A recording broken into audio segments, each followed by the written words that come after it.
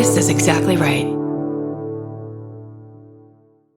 The Hulu original series Furious is now streaming on Hulu and Hulu on Disney+.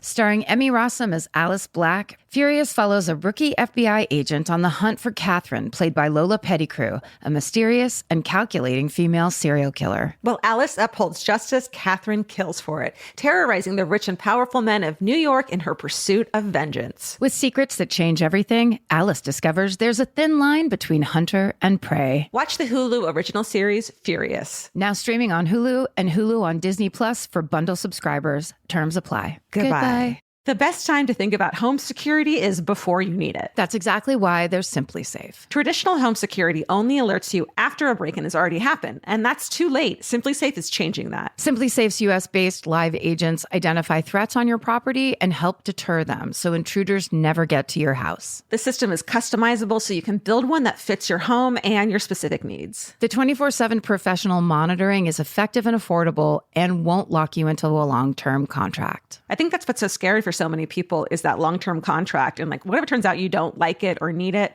but they don't have that because they know you'll like it and you'll know that you need it and feel so much safer when you have it. Like at this point in my life, I would never go without a security system on my house. I just feel safer with actually having Simply Safe around. There's a whole staff at Simply Safe that's waiting to talk to you and help you out. Right now, you can get 50% off your new system by visiting simplysafe.com/MFM. That's half off at simplysafe.com/MFM. There's no safe like Simply Safe. Goodbye. Get into the Hyundai Getaway Sales Event and get away with a deal so right, it almost feels wrong. Right now, you can get great deals on Hyundai's most popular models, including the adventure-ready SUVs like the Hyundai Santa Fe or Santa Fe Hybrid and the Tucson or Tucson Hybrid. Plus, there's the bold and stylish Elantra loaded with the latest tech. Or go all-electric with the Ioniq 5 or the Ioniq 9. So get down to your local Hyundai dealer and get away with a deal you'll love during the Hyundai Getaway Sales Event. Visit HyundaiUSA.com for details. Goodbye. Hello.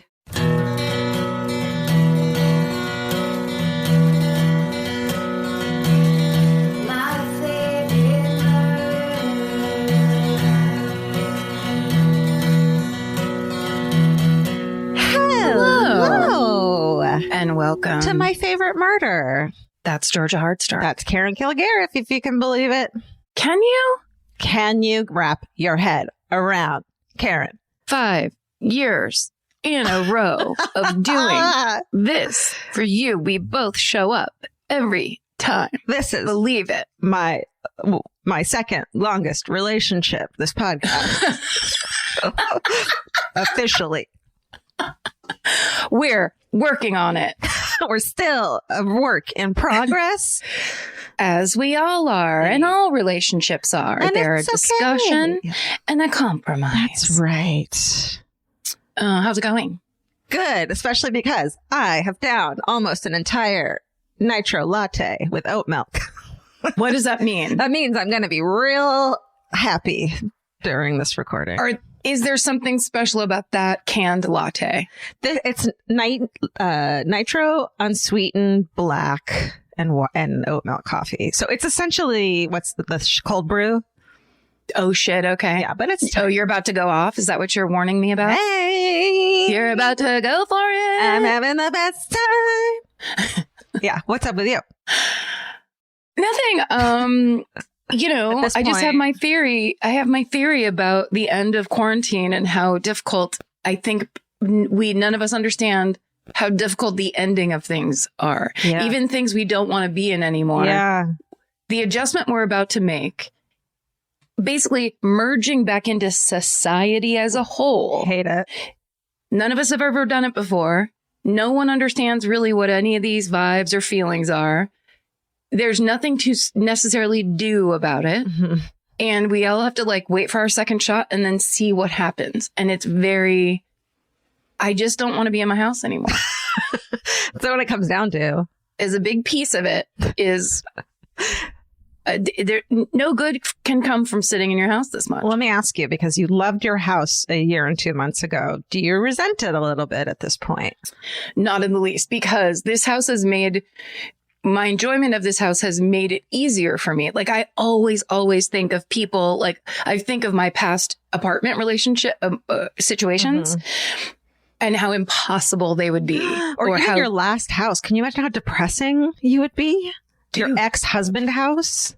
that house was so depressing just structurally, just architecturally. It was a Winchester mystery house of bad feelings and bad vibes. It had a lot of rooms that didn't make sense.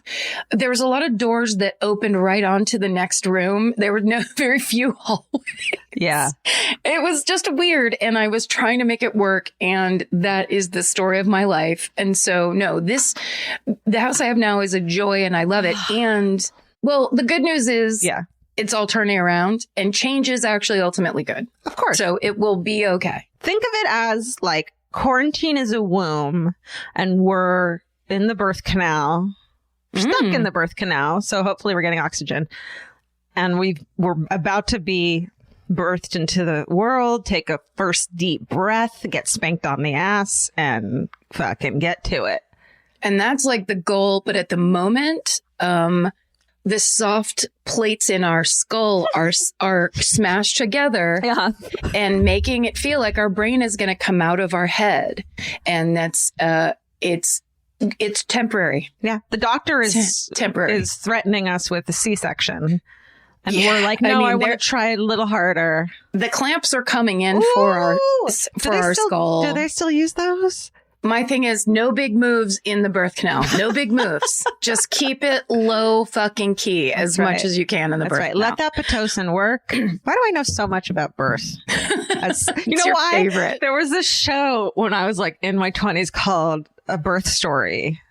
And it was like literally, the last couple of days of someone's, and I was obsessed with it. And then I started watching birthing videos. God, why am I admitting this? Just because it became an interest? Yes. And that's when you decided never to have children. Right. I was like, that don't look like fun. That looks terrible. And then I'm tired for 18 years. I'll never forget when my friend who had 2 kids at the time, and I was probably 27, told me, oh my God, how embarrassed she was because when she had her first baby, she shit on the table. And she was so embarrassed that happened in front of her husband and all this stuff. And I remember looking at her like, oh God, it's all so difficult. You change as a person, but I think that happens every time and people don't talk about it. And I think that's why they position the husband at the shoulders. Yes, I agree. Which is so polite, but also like, you should take a look, motherfucker, and see what I'm going through. Get down there. Get your face close up. I was going to actually, there's a bunch of stuff that happened last week that lots of people were interacting with all week long. Oh yeah, let's hear it. So many things. The first and foremost, I have to say, it was a surprise how the Catholic hive rose up around. I mean, unbelievable. Oh, and my God.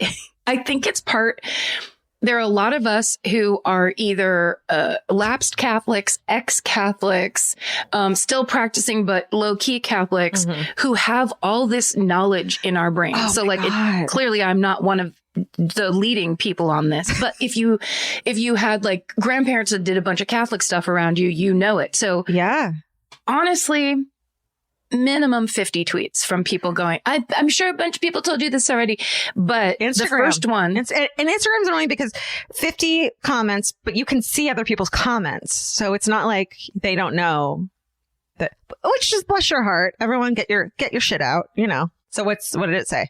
This was from I'm just going to read the first one, and they included a photo of the statue. So we know what about we speak. That's polite. Now.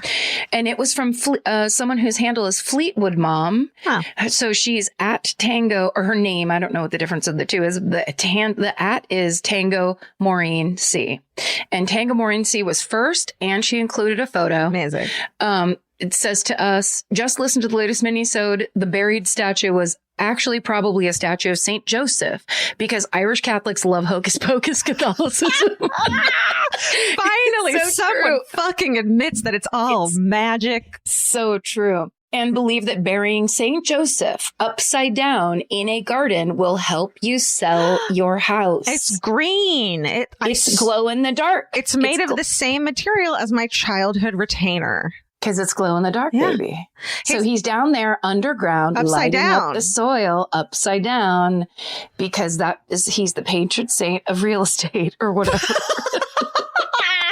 And then someone said that then if you buy the house, you're supposed to dig it up and put it on your mantle, which I think is cool. As a tchotchke lover, I love that. Yeah, I mean, sure, that seems dirty, but if that's what you want to do, I think that's kind of crazy. Well, none of it's buried in manure, but if it's just like plain old backyard dirt. But it's your mantle, and then it's this plastic glow in the dark, like truly daytime glow in the dark things that are just weird green, like nauseated green. Yeah. Is like, you wouldn't rush to put it on the mantle. No. Doesn't seem like. But I do appreciate everybody for. Absolutely. I mean, I still get them all day, every day. Usually I get a handful. This was so many people. Well, that's great. Another clarification corner, which we value, request. I feel like slowly but surely, we're going to become experts in both Judaism and Catholicism through our mistakes. And then my mom will finally be happy. Oh, we all go to temple together as a family. It'll make up for the fact that my brother, sister, and I, none of us married a Jewish person. Because we were so like, fuck that. At the end of our bar and bat mitzvahs, we were like, never again. See you later. Bye. Thanks for the check. My brother actually married a Catholic girl, now that I think about it. Yolanda. Mm-hmm. Yolanda Cortez. She's amazing. Oh, she is. I love Yolanda. She's so nice. She is a psychologist for severe children with severe cases of autism. She's a fucking saint. I love her. She makes she gives our family a good reputation. That's good. Get it however you can. Exactly. That's exactly right. What else? Can I tell you that I've finally taken a break from Sopranos? Oh, yeah. And I have something new. Thank fucking God. So if everyone needs a break, I highly suggest Made for Love on HBO. Have you been watching it? No, I haven't heard of it. Oh my God. It's incredible. It's new. Made for Love. Made for Love. It's Kristen Milotti from all the sci-fi things and How I Met Your Mother. Do you know who Billy... Sorry, really quick. Yeah. Is she the girl that was in Palm Springs? Yes, with, exactly. I love her. And she was in the second season of Fargo. Oh, yeah. And she is so good. So good. And a great episode of Black Mirror with, what's his name, who's married to Kirsten, who was in Friday Night Lights. This is getting Jesse Plemons. Thank you. This is getting convoluted. So she was in an episode of Black Mirror on a spaceship. And then Billy Magnuson. Do you know who that is? Beautiful blonde. Bright Billy blonde. Madison, who had to go back to fourth grade? Yes, I've heard of him. He stars in this. No, but that would be fucking great. Write that script. Pretty good. Billy Magnuson, who was also in an episode of Black Mirror, also in Kimmy Schmidt. Fun fact, in a show called American Crime, he played none other than Kato fucking Kalin. Wait, hold on, I'm looking. You have to look at him. He's gorgeous. He's our new, we're his new fan. Oh, yes.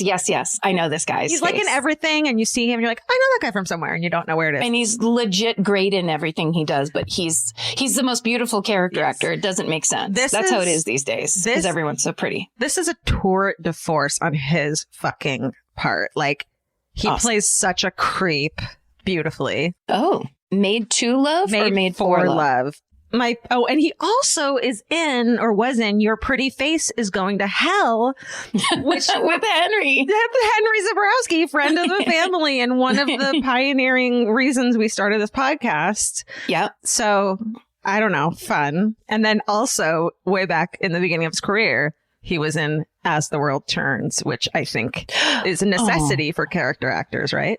Well, absolutely. I mean, what's funny is this guy does not look like is not a traditional character actor, because he's gorgeous, but he plays a certain villain, a certain bad guy, a certain slimy guy. So then, he's been kind of corralled into this. But it's the same thing as Kristen Milani. That's her last name, right? Milotti. Kristen Milioti. Oh, so she is similar, where I find her to be an incredible actress. Absolutely. Not just good or regular or the standard fare, but she's sublime actress in that second season of Fargo, which every member of that cast was really like hitting threes the entire time. So it was like really a beautiful thing to see. Is 3 good?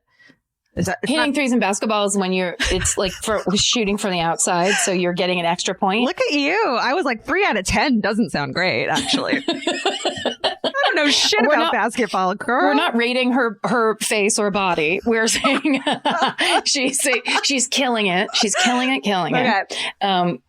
Yeah, she's one of the reasons that second season of Fargo was transformative experience. I don't remember who she played in that, but congratulations. She had cancer. She was the young mom with cancer, which is such a fucking 80s thing. And the idea that they represented it in a show like that, I was just like, this in the 80s, in the early 80s, everyone's parents got divorced. Truly, I would ask my parents every day, are you going to get divorced today? And my mom was like, this is crazy. I was like, I need to be the first one to know. As please. a psych nurse, how did she not take you to a child psychologist based on that alone?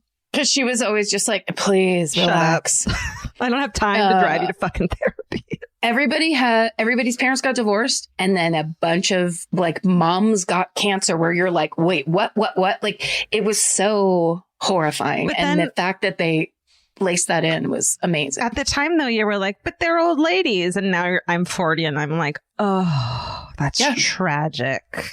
And also at the time, we should say at the time, it could be a death sentence. And these days, not as much. Thank God. Do you know what's so crazy that you said that is Kristen Miliotti's mom in this dies of cancer. It's not a spoiler. Oh. In the 90s or 80s. And her dad is played by Ray Romano. Brilliantly. Oh, that's interesting. Brilliantly played by him. He's very good as well. And then Patty, what's her name? That comedian? Patty Duke. She plays twins, right? She is her own teenage cousin. Hold on. I have to give her a shout out because she doesn't know who I am, but I find her so delightful on Instagram and I've seen her do stand up and she is Patty Arquette. Patty Harrison. Yes. Patty Harrison. Follow her on Instagram. It's Party_Harderson. She has the filthiest mouth and she is the funniest. I just am like, she's the office bitch in Shrill, which is a great show too. This is a lot of talk about Made for Love. That's all I have. Well, it's fun to find a new thing that you actually like. Yeah, it's great. I started watching, my version of this is of course British. It's a British crime procedural. That fits with the norm. But you see this, if you have Amazon Prime, you see this on there all the time. It's called Mayday. It's from a while ago and it's real good. It's real good. There's a murder in a town and you don't know who did it and everyone is suspicious. Is it a charming town? Is it a charming British countryside town? It is, and it's forest based, which is another additional thing that a part of it where I'm like, if you can fold in a little bit of pagan forest witchery, which this has quite a bit. It's good stuff. But one of the stars of it is the great British actress, Leslie Manville, who was in Phantom Thread. And she was in the show that I love called Mum. If you need to relax and watch some British comedy, very light, very subtle British comedy, there's a series called Mum. I know for a fact I've recommended it before. It's so lovely. It's about a woman whose husband just died and basically what her life slowly kind of turns into in a really lovely way. It's like surprisingly wonderful. That sounds great. Well, that's like a chill one. And mine's like a crazy sci-fi adventure set in the future. So let's watch mine and then watch yours before you go to bed. I feel like then we do brackets and then we see who votes for who. And then we fight to the death in a ball pit. Right? In a ball pit that has razors hidden around and it. all we have for weapons is flour. And perfect. Flour and Zippo lighters. I also wanted to say, because my story last week with the Paris is Burning murders, I was kind of breathtaking to see that the legendary drag performer Peaches Christ complimented us on that story. I didn't do anything on Twitter. Well, but we share it. Thank you.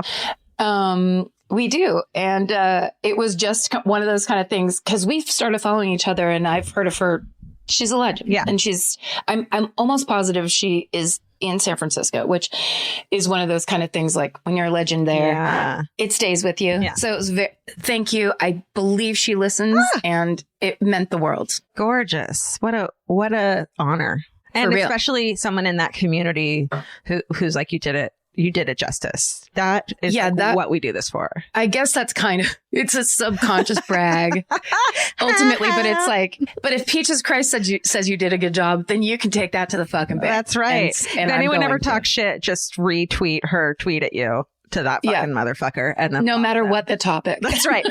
Oh yeah? You don't like the way I said whatever? I didn't put a fuck. I said I spelled your wrong. Well, guess what? Oh, that wouldn't happen to me. No. Damn! Just kidding. No, it's fine. We know the words I speak sometimes incorrectly. Hey, don't we all? Hey, man. Also, just as a sidebar, a couple people were wondering, I was not being sarcastic when I said Pittsburgh was one of my favorite cities. That was not sarcasm. It's so sad that people immediately are like, you love Cincinnati? What? It's like, no, I fucking love Cincinnati. It's the best. Their thrift stores are unbelievable. That's right. They're like the 90s thrift stores that we used to go to and love that are now gone. Here's a moment of Do You Remember This from The Road. Okay. Oh, The Road. We should totally steal You Must Remember This as theme song because Karina Longworth gets mad at us. Do you remember this from tour? Okay. When we landed in Pittsburgh, first of all, remember when I lost my phone and Vince ran to the gate to try to go get it off the plane and it wasn't there. And it turned out I'd left it in the bathroom. I remember that well, which is fair because remember when Vince left his backpack in the cab and had to go meet, like we had a show that night and he usually goes to the venue at like 5 o'clock before us to get everything set up. So we all lose. We all lose shit. Yes, definitely happens. But also we had gotten to be such a well-oiled machine that those hiccups, which usually were me based, were major hiccups where it's just like, fuck. But that aside, we got to Pittsburgh, we got into the SUV and we had a driver who introduced us to Pittsburgh. Do you remember that man who was like, we were talking amongst ourselves. I think you were talking, I want to go to this place. I looked up this place. I heard about this place. And then he basically very politely and very naturally kind of slid into the conversation, was like, a lot of people don't know this about Pittsburgh, and was basically giving us like fun facts and like kind of a verbal tour. It was the coolest conversation. He had this great accent. You wouldn't have guessed that he was like almost like a Pittsburgh advocate. Yeah. Like we're this town, we're that, and it was the greatest. It was such a great introduction, and we're tired out. You've lost your phone, and you problems. 9 times out of 10, the fucking hotel room isn't ready yet because for some fucking reason you always can't check in till 4, which I think is bullshit. Because if you rent a room, you should have it for 24 fucking hours, which is a day. If you rent you have it till the next day at 4. No, you don't. Remember, they always kick you out at 11 or 12. Well, because they have to clean. They have to turn the room over. Hear me out. This is my platform. Okay. No, I don't. That's fine. I thought you had a plan, like a new way to do it. I never have a plan. I just fly by the seat of my pants. Yeah, that was lovely. And so we loved it. It was really nice. So just, there were people who I relate to you. It's hard to take a compliment, but that's how it was meant. Hey, since this is, after all, 50% a true crime podcast, can I, tell a couple of things that please based on that. So did you hear that Killers of the Flower Moon, the incredible book, is being turned into a movie? You're shaking your head yes, so I'm guessing that's a yes. And I think it's really cool because Tatanka Means is in it. I know this much is true, who's great. And then also sort of friend of the family, Pat Healy is in it, who I love because I see him in the neighborhood once every 10 years after meeting him 20 years ago, and he never forgets my name. Maybe once every 5 years we walk by each other and he's like, Georgia, and he doesn't need to know who I am for any fucking reason. He is in a million movies too. He was evil guy in Compliance. Yes. Which is he's a great actor. Yes, he's great. So I love him. Just if you remember me, that's all it takes, really. That's that thing of like, the books about persuasion or political anything is honestly on in the first chapter, it's always remember people's names. It means the world to them. Well, you're great at that. And I just write off your glory. I'm great at it? Yes, you remember everyone's fucking name. Oh. I don't even really remember that Pittsburgh thing. I was just going along with it because I didn't want to be a dick to Pittsburgh, to be totally. The thing I was picturing, I realized would actually happen in Arizona. And so I was like, shit, that's not it. Here's the thing, though. A lot of those experiences, that's so funny. A lot of those experiences are so similar because you're inside a car. So it's not like, we were in a blue car that time. You're inside the car. Right. It's the guy sitting. It's always the same setup and it's just different variables within it. I appreciate you, but it's purely the past 20 years of drinking. Listen, if you don't think I have big Swiss cheese holes in my brain as we speak, come on. It's been a month and a half since I've had a drink and I keep being like, am I fixed yet? Am I done yet? Why isn't my memory coming back? What's happening? The reason I was nodding my head is because one of my favorite musicians, Jason Isbell, it also got cast in that movie. Oh, wow. And he tweeted about it. And I had a little bit of a I'm so excited kind of thing. And it was just like, oh my God, this is so cool. Because it feels like the casting is very conscious about putting the right representation of people in place and telling the story in that way, which I think is so cool. Absolutely. Absolutely necessary. And in fact, my computer right now is sitting on a copy of, I'm not fucking kidding you, Killers of the Flower Moon. Mm-hmm. So I always have my hand. I should thank my friend, Denisa Kreisel, because she recommended that book to me 3 years ago. Oh, yeah. We worked on baskets together. She recommended it so long ago and told me and begged me to listen to it. I was like, absolutely. Just bought the audiobook and never did. Yeah. The other true crime thing I wanted to mention is that Kristen Smart, who I mentioned a couple episodes back, because I listened to the podcast In Your Own Backyard, that is fucking incredible. And so listen to it to catch up on the case because there have been 2 arrests in that case, the father and son, who have always been a suspect. It seems like they found some forensic evidence finally, which they should have done 25 fucking years ago if they had actually done a correct, proper investigation instead of saying she was a runaway. So fucking hallelujah. Congratulations to In Your Own Backyard because you are congratulations in this catch game in the same way Michelle McNamara was. It's incredible. I got chills. That's awesome. And sorry, but are those people that started that podcast from San Luis Obispo or like that area? Is that why they started it? Yeah. So it's hosted and just created by Chris Lambert, who's a freelance journalist from that area. And that for 25 years, there's been a billboard of her face and Have You Seen Me on it. So I think so many people are saying who from that area saying, I grew up passing that billboard. And actually Chris helped start, or maybe someone he interviewed started a fund to get a new one up because it was so old. So I think everyone from that area and everyone who went to college at Cal Poly just were waiting for something to happen. Yeah. So, well, it's kind of the whole ethos behind the idea of a hometown story, which was Georgia's idea when we started this podcast, is we all got into true crime for a certain reason, because we got exposed to it at a certain period of time or whatever, or we have these stories that because they were near where we grew up or somebody went to our school or whatever it is, it's the one that is your case. And there's a lot of oftentimes derision or like criticism of true crime, of being interested in true crime because of that idea. It's always interpreted as like this, almost like a rubbernecking kind of thing for people who are outside of it. And I think when people who are inside of it, this is such a great example of really what it's like, where it's like, no, this was a girl that lived in my town, disappeared.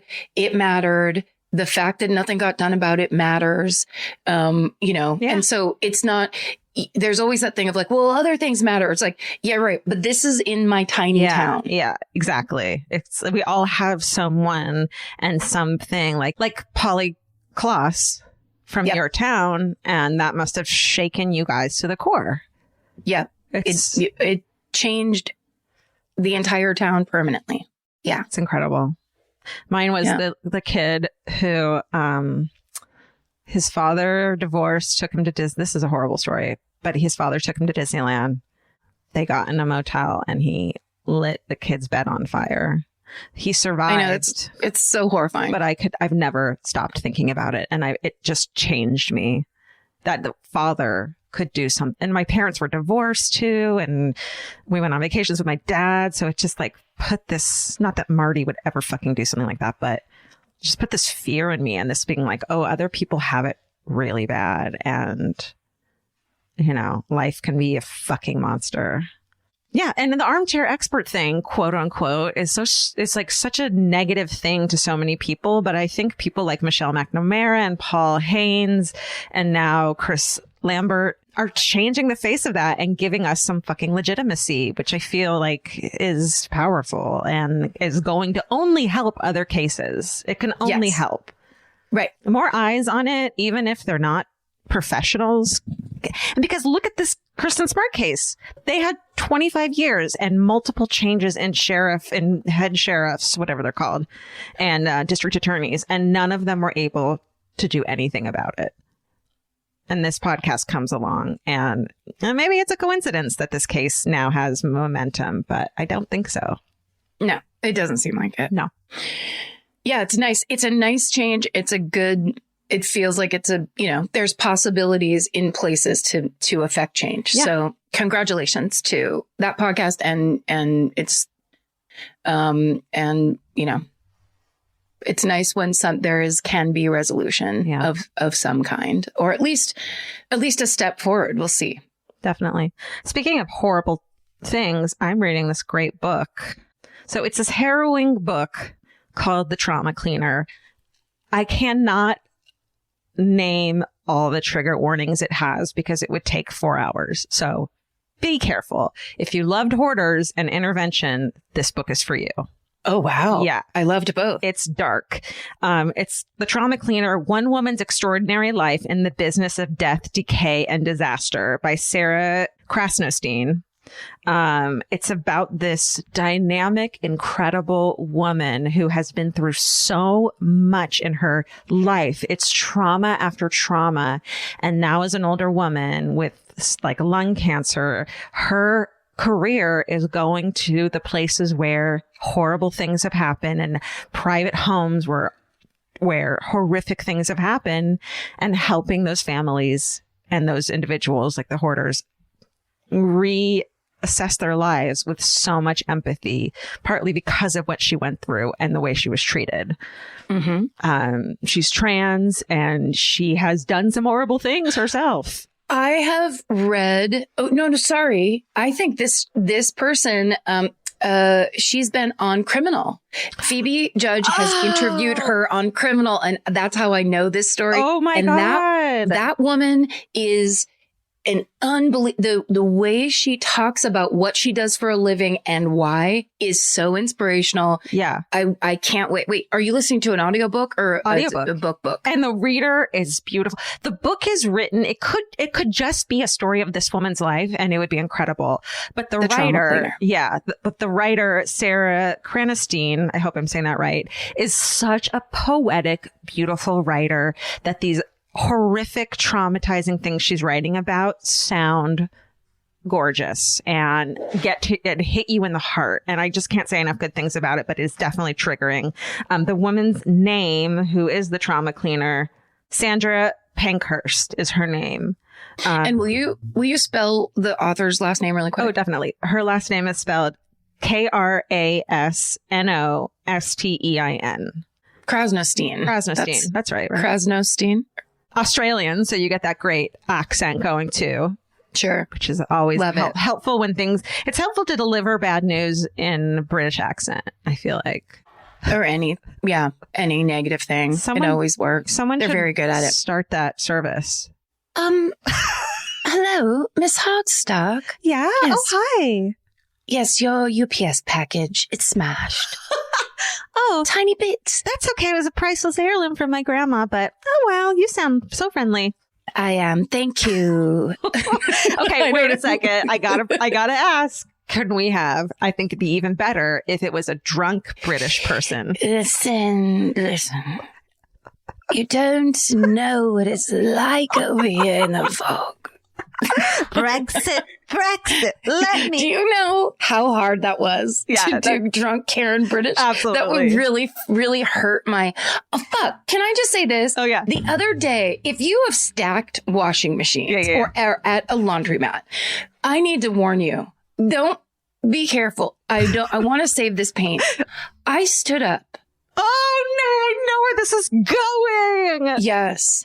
This happened yesterday, and I honestly was like, I might have to go to the hospital. You were like a cartoon character with fucking stars over your head. You clonked your fucking head. I bent over to take the wet clothes out of the wash and stand up to put them in the dryer. And I stood up full speed and slammed the back of my head into the dryer door to the point where I was like, this is what it feels like to get...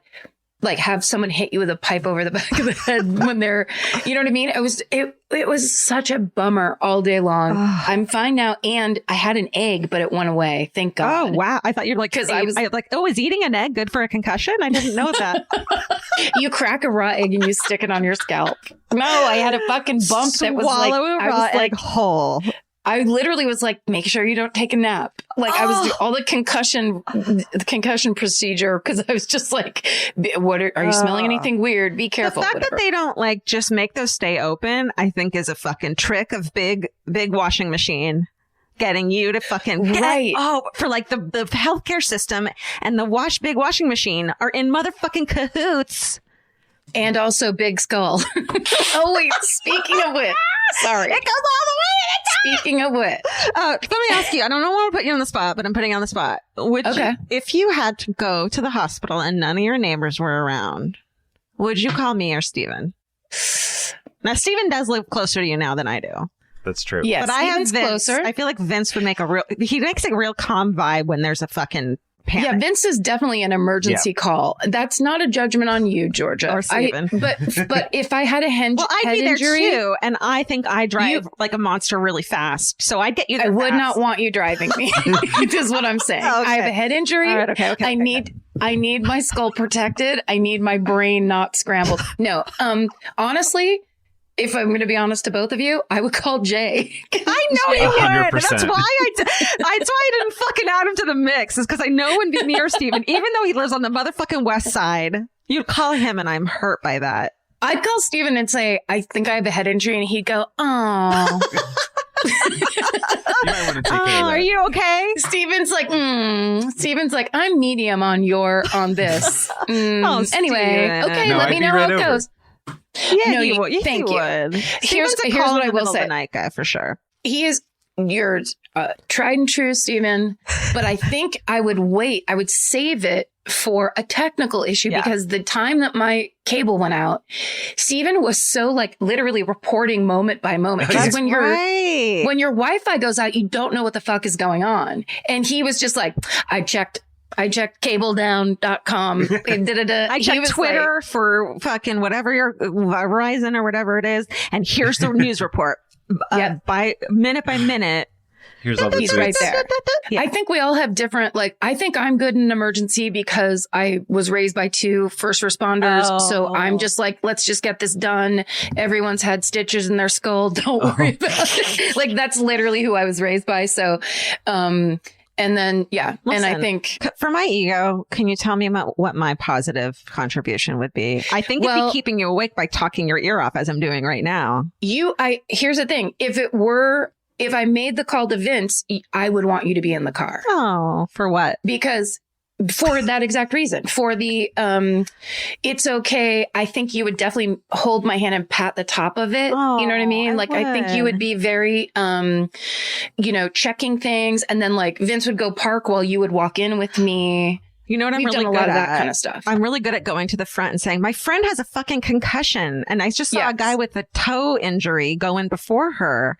Yep, you'd throw some elbows. I I would. think you'd be a great patient representative in the waiting room at the emergency room, which I'd is ask always a questions and nightmare. take notes for you because your head would be injured and so you couldn't. Okay. Thank you. I appreciate it. I needed that. Otherwise, I've been sulking all day. I was going to make a joke and say I would call you for a restaurant emergency, but I don't. I wasn't trying to hurt your feelings. I was just trying to be funny. But And that what if is, you had a restaurant emergency? Let's face it. I think you're good at that. where should we go?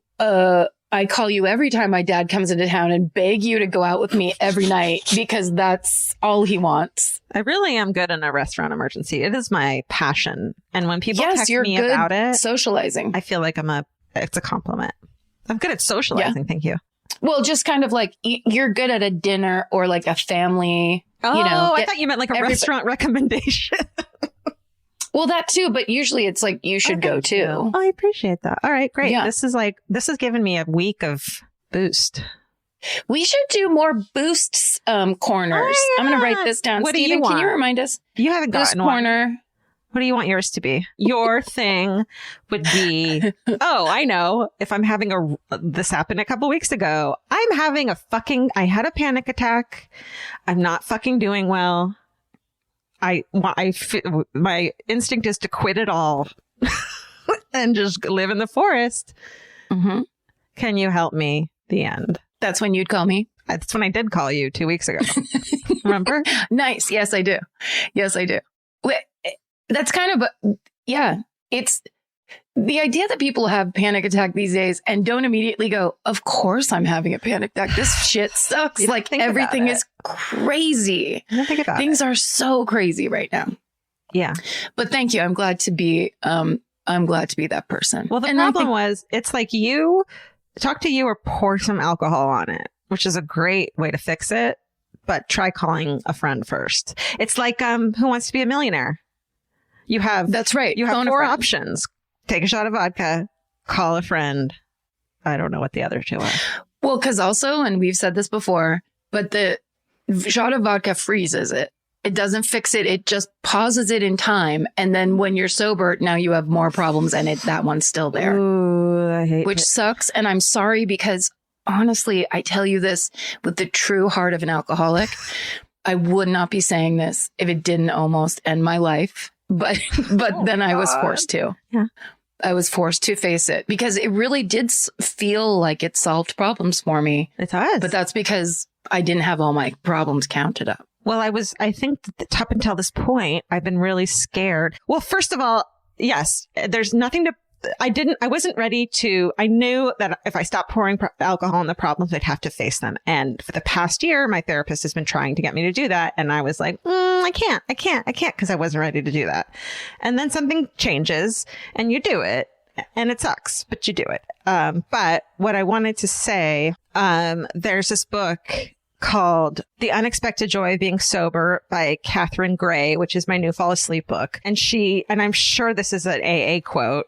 Once I start drinking, I finish, which is kind of hit me really hard when I heard it, where it's like, I've never heard that before. okay, I'm sure it's an AA thing, but, yeah, that's a good one. Another one I heard, if I can say it, by my friend Emily Gordon, and I'm sure she got this from a self-help book too, is when things stop giving you gifts, it's time to walk away, which I think is beautiful as well. And if you're drunk all the time, you can't tell a gift from a pile of shit. So let's also be aware of how our perspective changes when that part changes, because we think we know everything and that we're just drinking and it's just this kind of additional thing, when in fact it's clouding, covering, and changing the point of view of everything as we do it. Yeah. And then when you stop doing it, as you well know, things go in a different direction, which is also upsetting and creates problems. You know what I mean? Yeah, there's a real turmoil. issue with it. Yeah. It's a period of turmoil, but it's for a purpose and you can get through it. And that's the only way life can get better. Also, turmoil isn't always bad. Mm-hmm. And also, even though this sounds stupid, bad things aren't always bad, because we need muscles. We need to lift heavy, hard things for ourselves to get the muscles so we can do it again. And next time it's not as big of a deal. There is progress made when effort is made, that maybe not be measurable, isn't measurable as you're doing it, but you know, in 6 months, in 2 years, in whatever, you can look back and go, I was really different before, and I'm, you know, and now I've changed because of this thing.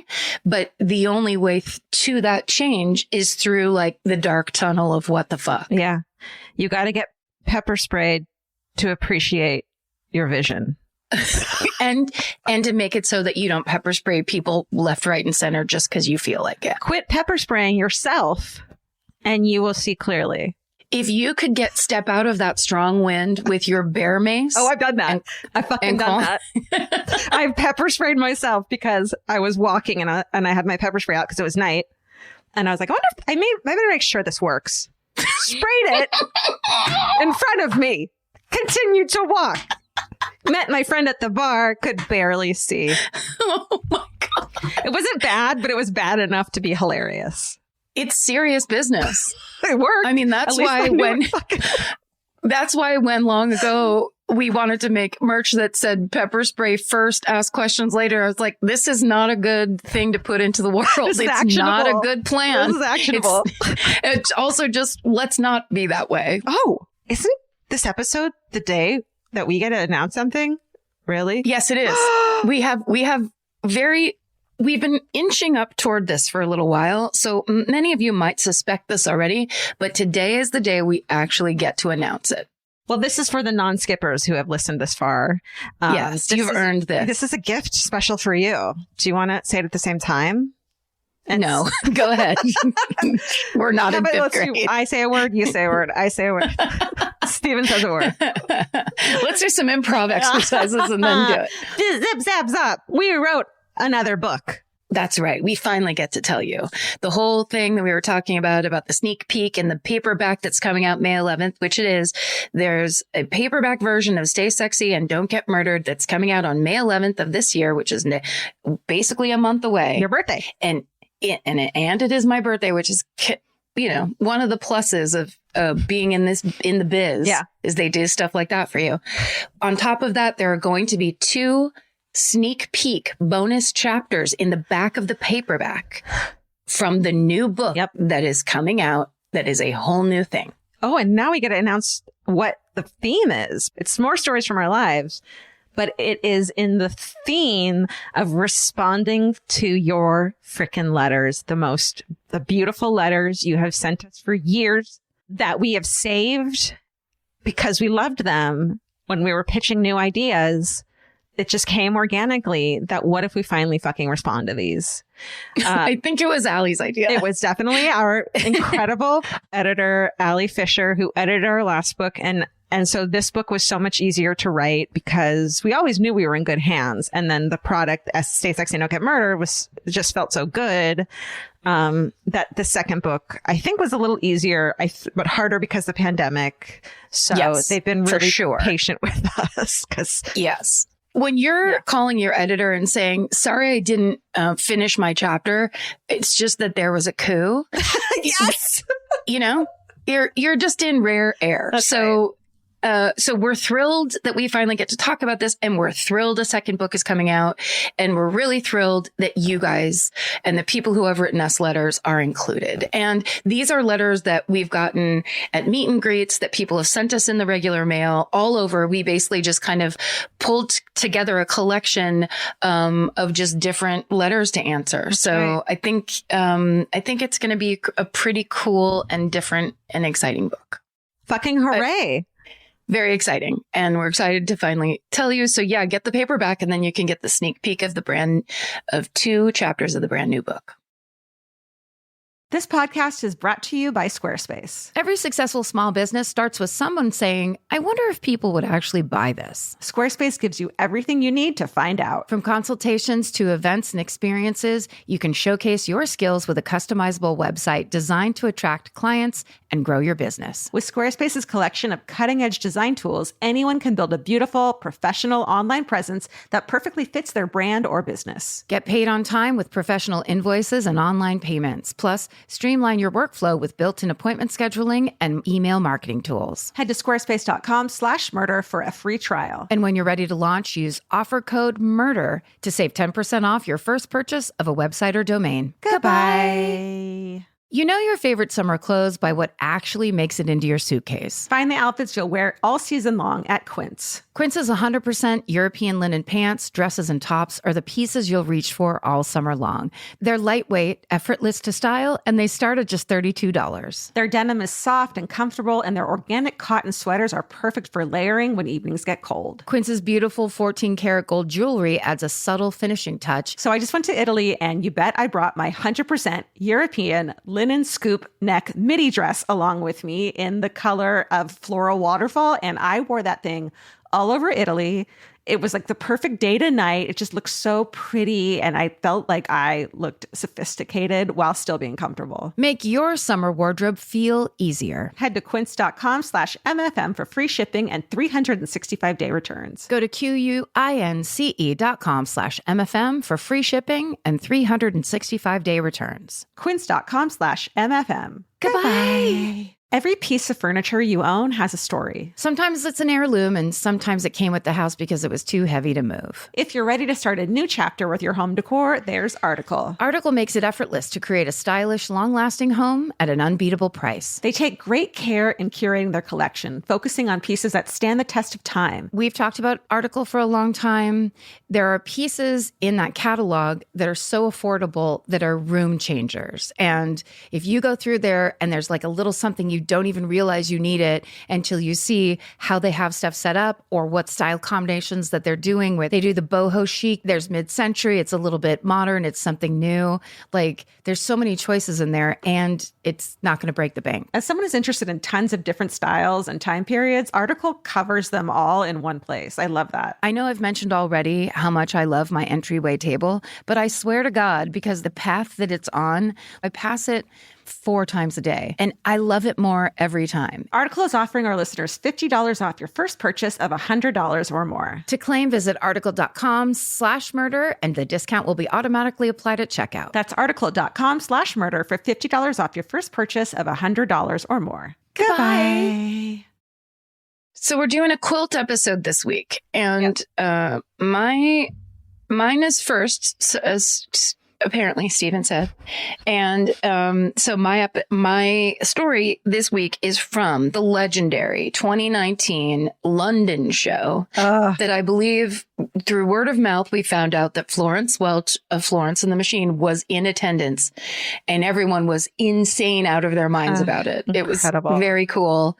I mean, I think a lot of cool people were in attendance, but that was the one that people spotted in the audience and then were tweeting at us about. Yeah. And my story from it's 2019 London. And so I did the Bride in the Bath story about killer George Joseph Smith. Okay, I thought since we've never done it before, I should cover the brides in the bath. And that's the murderer and bigamist George Joseph Smith. Okay. Again, my sources are Wikipedia, Murderpedia, and of course, the legendary Kent Live News. Unbelievable source of information. Okay. This is the same time period as yours. Look at that. Basically. It starts January 3rd, 1915, and Division Detective Inspector Arthur Neal receives an intriguing letter from a man named Joseph Crossley in Blackpool. I hear it's like Atlantic City there. That's what April told me, yeah. Good times. Sounds fun and drunk. Yeah. Sounds like you can get, what was the, a drunken, well, forget it. You know what I was going to say. What? Find it. Heavy drinking nightmare. Are you a heavy drinking nightmare? Come on down to Blackpool or up. Come on over to Blackpool. So Joseph Crossley says that he's writing about the death of a 25-year-old woman named Alice Burnham Smith. So this is Alice. And so basically, a year before, in December, I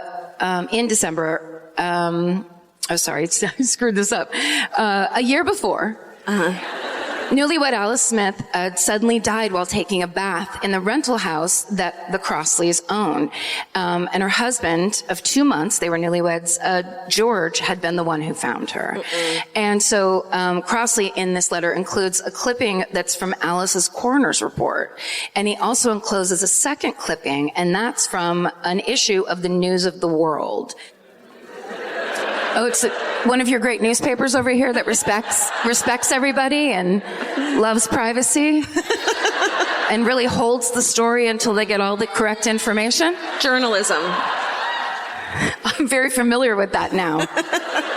So essentially, Margaret is found dead in the bathtub, and the second clipping is about a woman named Margaret Lloyd, who on the evening of December 18th, 1914, went and stayed in a boarding house with her husband, John Lloyd, at 14 Bismarck Road in Highgate, London. So... Sure. Love your cemetery. So that night, they're planning dinner, and John has to go out to buy some tomatoes. He sees their landlord stops by, and he's like, I'm going out to buy some tomatoes. And the landlord's like, I don't care about you, which is rude. Yeah. Here's Margaret Lloyd. Okay. She wore that hat all the time. Every hat in this time period was fucked. Yeah. Okay. It's a good outfit, though. Okay. So when John comes back from buying tomatoes, he finds his new wife, Margaret, dead in the bathtub. An inquest is held on January 1st, 1915. Her death is ruled an accidental death by drowning.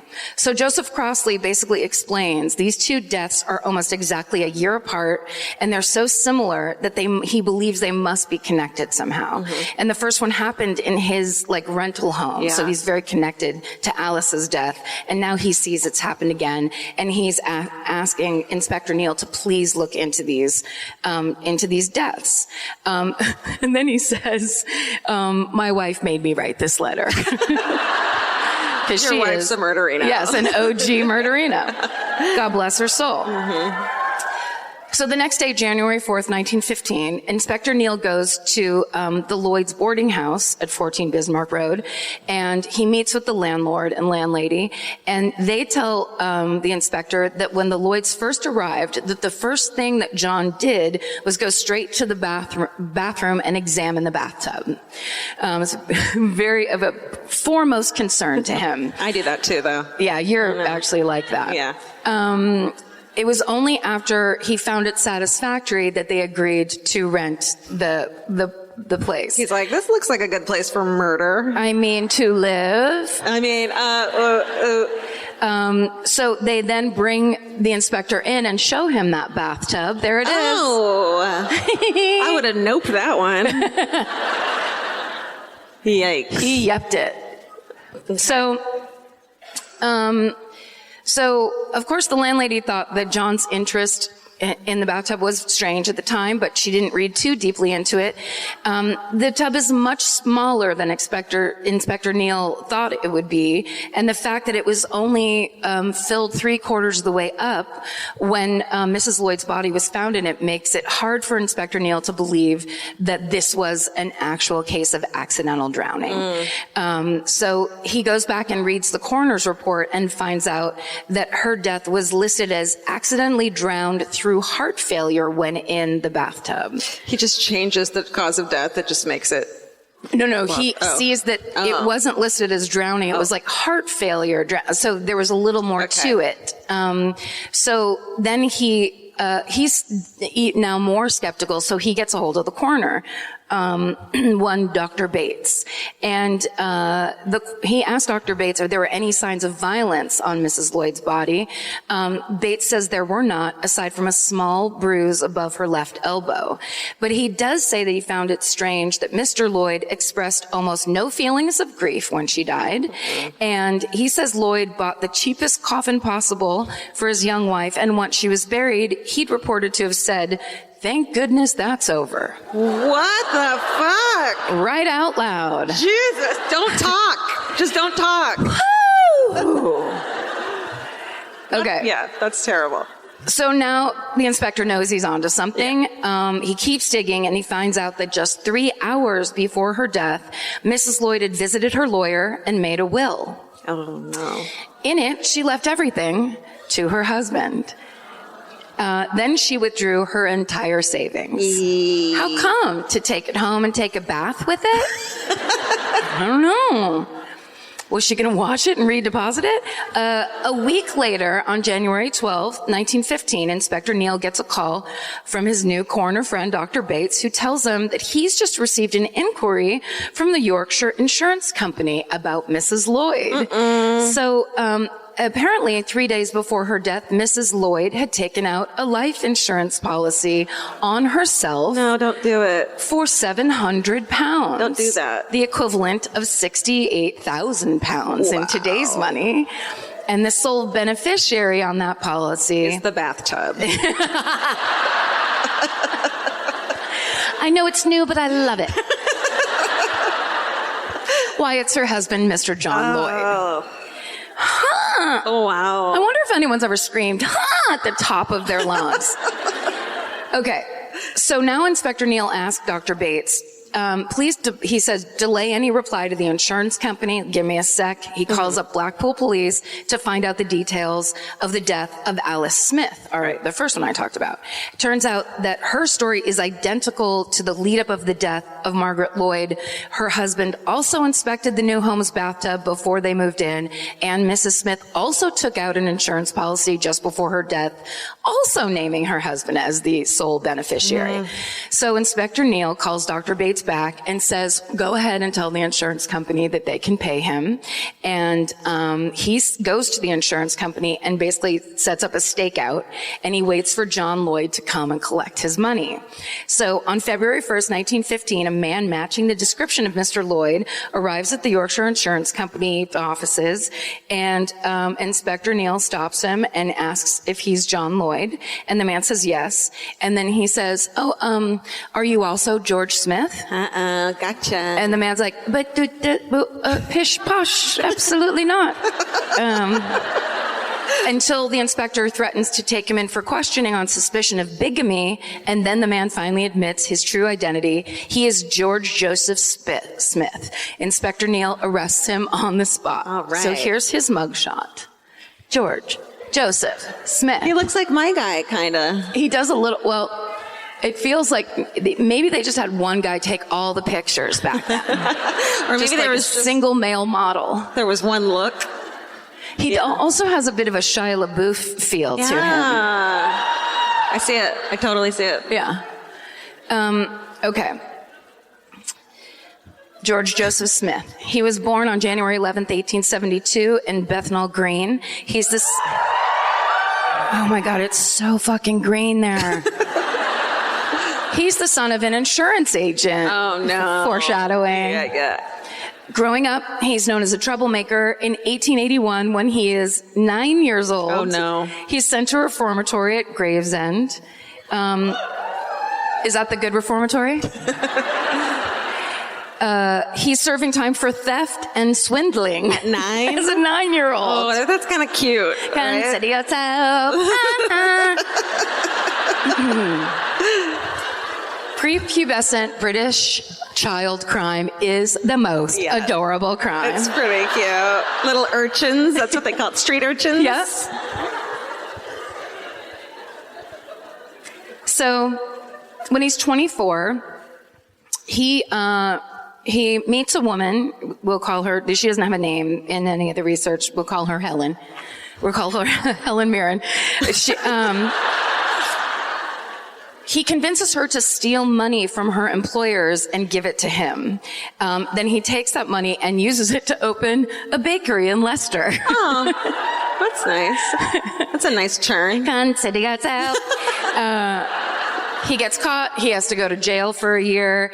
After he gets out of jail, he stays in Leicester.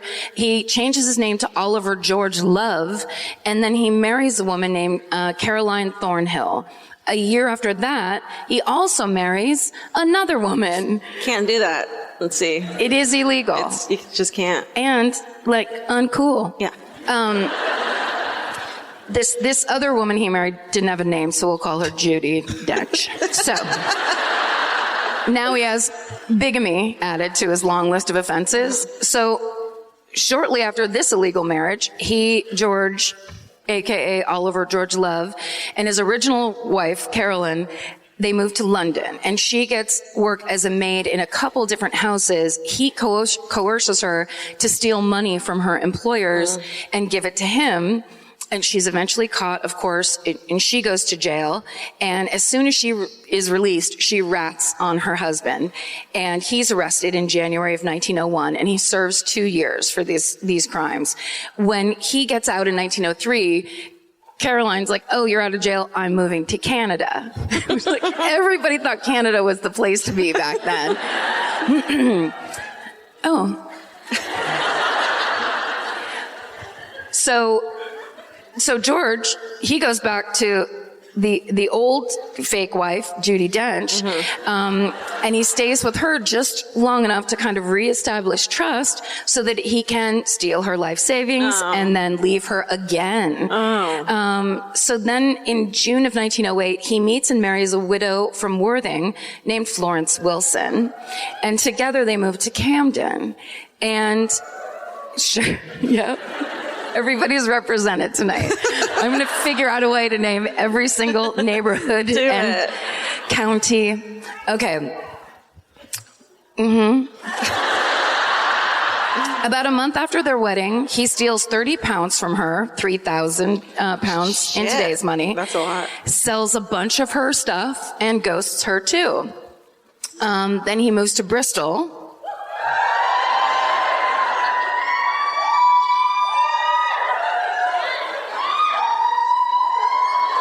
Yeah. Drunk. We get how you are now. Won't stop hooting. Must be from Bristol. Party on. Okay. He moves to there, and he puts an ad in the paper. Her housekeeper, a woman named Edith Pelgar, applies for the job, and less than a month after he leaves his last fake wife, on July 30th, 1908, he marries Edith. Oh my goodness. Yes. He must have game. Like, imagine the charisma of that mustached man. Yeah. Like, the small Constantly talk, just yeah. hyper-focused attention. You're the only one in the world. She's like, oh my God, you will not believe this guy. He likes all the same chamber music I like. He totally thinks I should have the right to vote. He's really into my pockets. Okay, so during the next 4 years of their marriage, he disappears on Edith for months at a time. He tells her that he needs to travel for his job, which he claims is selling antiques. So he's the original Antiques Roadshow. And so sorry. And so sorry. I love it. But really, actually, what he's doing is meeting and marrying almost every fucking woman he runs into. Wow. Yes. And then stealing their money and ditching them and taking that money and bringing it back to Bristol. What about those poor antiques? No, it's too much hooting, Bristol. Like, Bristol drank on the train. Oh. Easy. I don't want to get jumped by Bristol tonight. Come on. Okay. In October 1909, he takes the incredibly different alias George Rose Smith, and he marries a woman named Sarah Freeman. He immediately steals 400 pounds from her and disappears. Back to Bristol. Honey, I'm home. That's what the wife does. She's so stoked to see him. Everybody cheers. He's like, oh my God, look, I got you this really meaningful book of poems. And she's like, oh, it says property of Sarah Freeman in here. What? Yeah. It's antique. Don't worry about it. Why do you have to be picky? Okay. So basically that was his bigamy run that he went on. Mm-hmm. So, and this is what the inspectors found out. So now we're back to current times. George Smith has been identified. His whole past has been discovered. He's in custody. Inspector Neal now enlists the help of, who's this? Pathologist Dr. Bernard Spilsbury. No! Crossover character in both our stories. What the fuck? That's why I made that noise. Yeah, I remember. Has that ever happened? Check this shit out. You want to see Dr. Spilsbury? Yeah. Hot. What's up? It feel ready. It feel ready. It feel ready. I'm ready. That's what I was doing all day while I was researching the story. Singing Adele songs to Dr. Pillsbury. Spilsbury, I said. He looks like he's aging in reverse. No. He looks like the old man from Thanksgiving. What if Dr. Spilsbury came by our table? Oh my God, and he knew somehow. Let's just pretend. He knew. We should have reached out to touch him. He's a ghost. The ghost of Thanksgiving. So this guy must have been fucking famous back then. Yeah. Okay. So Spilsbury's on the case. Love it. He exhumes Margaret Lloyd's body and he checks it again for marks of violence. But he just finds the same bruise that the first coroner found. And then two tiny marks, but nothing is enough to prove that Margaret Lloyd died suspiciously. He then tests her body for traces of poison. Those results come back negative. There aren't any signs of heart or circulatory problems. So what is clear to him, though, is that Margaret Lloyd's death was sudden and instant. So when the news starts to hear about these two young women's mysterious bathtub deaths, they nickname the case The Brides in the Baths. So on February 8th, 1915, Inspector Neal receives a call from the chief of police in the small seaside town of Herne Bay in Kent. They're much more. You're no Bristol. Okay.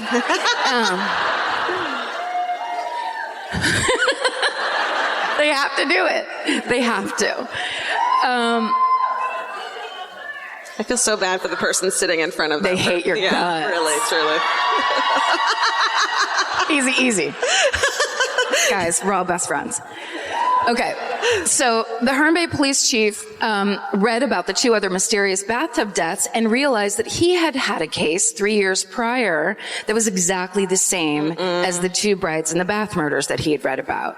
And he'd investigated the death of a woman named Bessie Monday. Okay. Oh, I don't have a picture of her. Sorry. All right. Really led up to it. In 1912, which was a year before Alice Smith's death, a man named Henry Williams and his wife of 2 years, Bessie Monday Williams, rent a house together in Herne Bay, and it doesn't have a bathtub. So Mr. Williams buys one. Guy. Yeah? You need to change it up a little fucking bit. He doesn't know that. Don't kill people. But if you're gonna.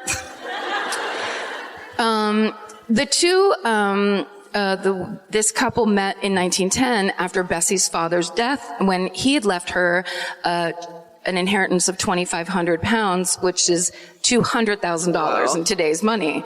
So he was like, I'm in love with you now. I'm in love with your purse. So shortly after they move in, Henry Williams takes his wife to a man named Dr. Frank French, and he tells the doctor that his wife has had an epileptic seizure. Bessie's like, I actually just kind of have a headache. Don't know what he's talking about. Dr. Frank gives her medicine for the headache. Then Henry calls Dr. French again, says Bessie has had another seizure. So Dr. French comes and checks on her again. She's fine. He tells Henry, I'll be back in the morning, just to check on her again.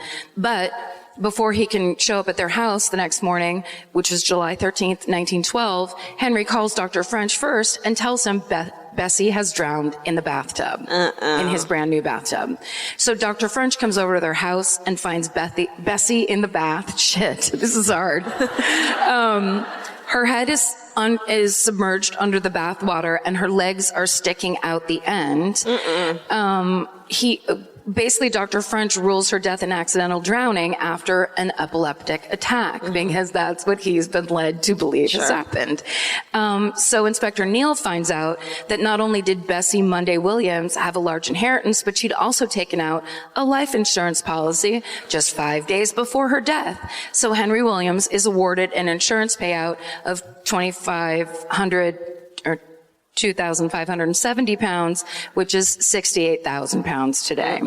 I love telling you what the old money is and then the new money. I love it. It's really satisfying. Today's money. When time passes, money goes up. Did you guys For the next few weeks, after February 8th, 1915, Inspector Neal and Dr. Spilsbury, they look at all the evidence around these deaths and they try to determine how each woman actually died. So for Bessie Monday, she was 5'7", and so her head would have been far above the waterline in a 5-foot bathtub. Yeah. And then if she were having a seizure and her limbs were thrashing around, that would have actually kept her head above the waterline. And that they also would have been more water on the floor, which there was none reported. So it dawns on Spilsbury that if Dr. French's report is accurate and Bessie's head is underwater and her feet were sticking out, it was possible Mr. Williams could have pulled her underwater by her feet. So he poses a theory to Inspector Neal that Mr. Williams may have been in the bathroom while Bessie was bathing and came over and played around like jokingly and lovingly with her feet, and then when she's not expecting it, suddenly yanked them upward, and that would cause the tub water to rush into her nose and mouth, and it would be forceful enough to make her lose consciousness, and then she would drown under the water, and that would leave no marks. To test that doctor's theory, Inspector Neal hires several experienced female divers. Now he's just fucking around, I think. But also several, like it's 1915, where women weren't allowed to leave the fucking house, and it's just like, find me divers now. So they do tests on these women to test out and see if this is actually what they think it is.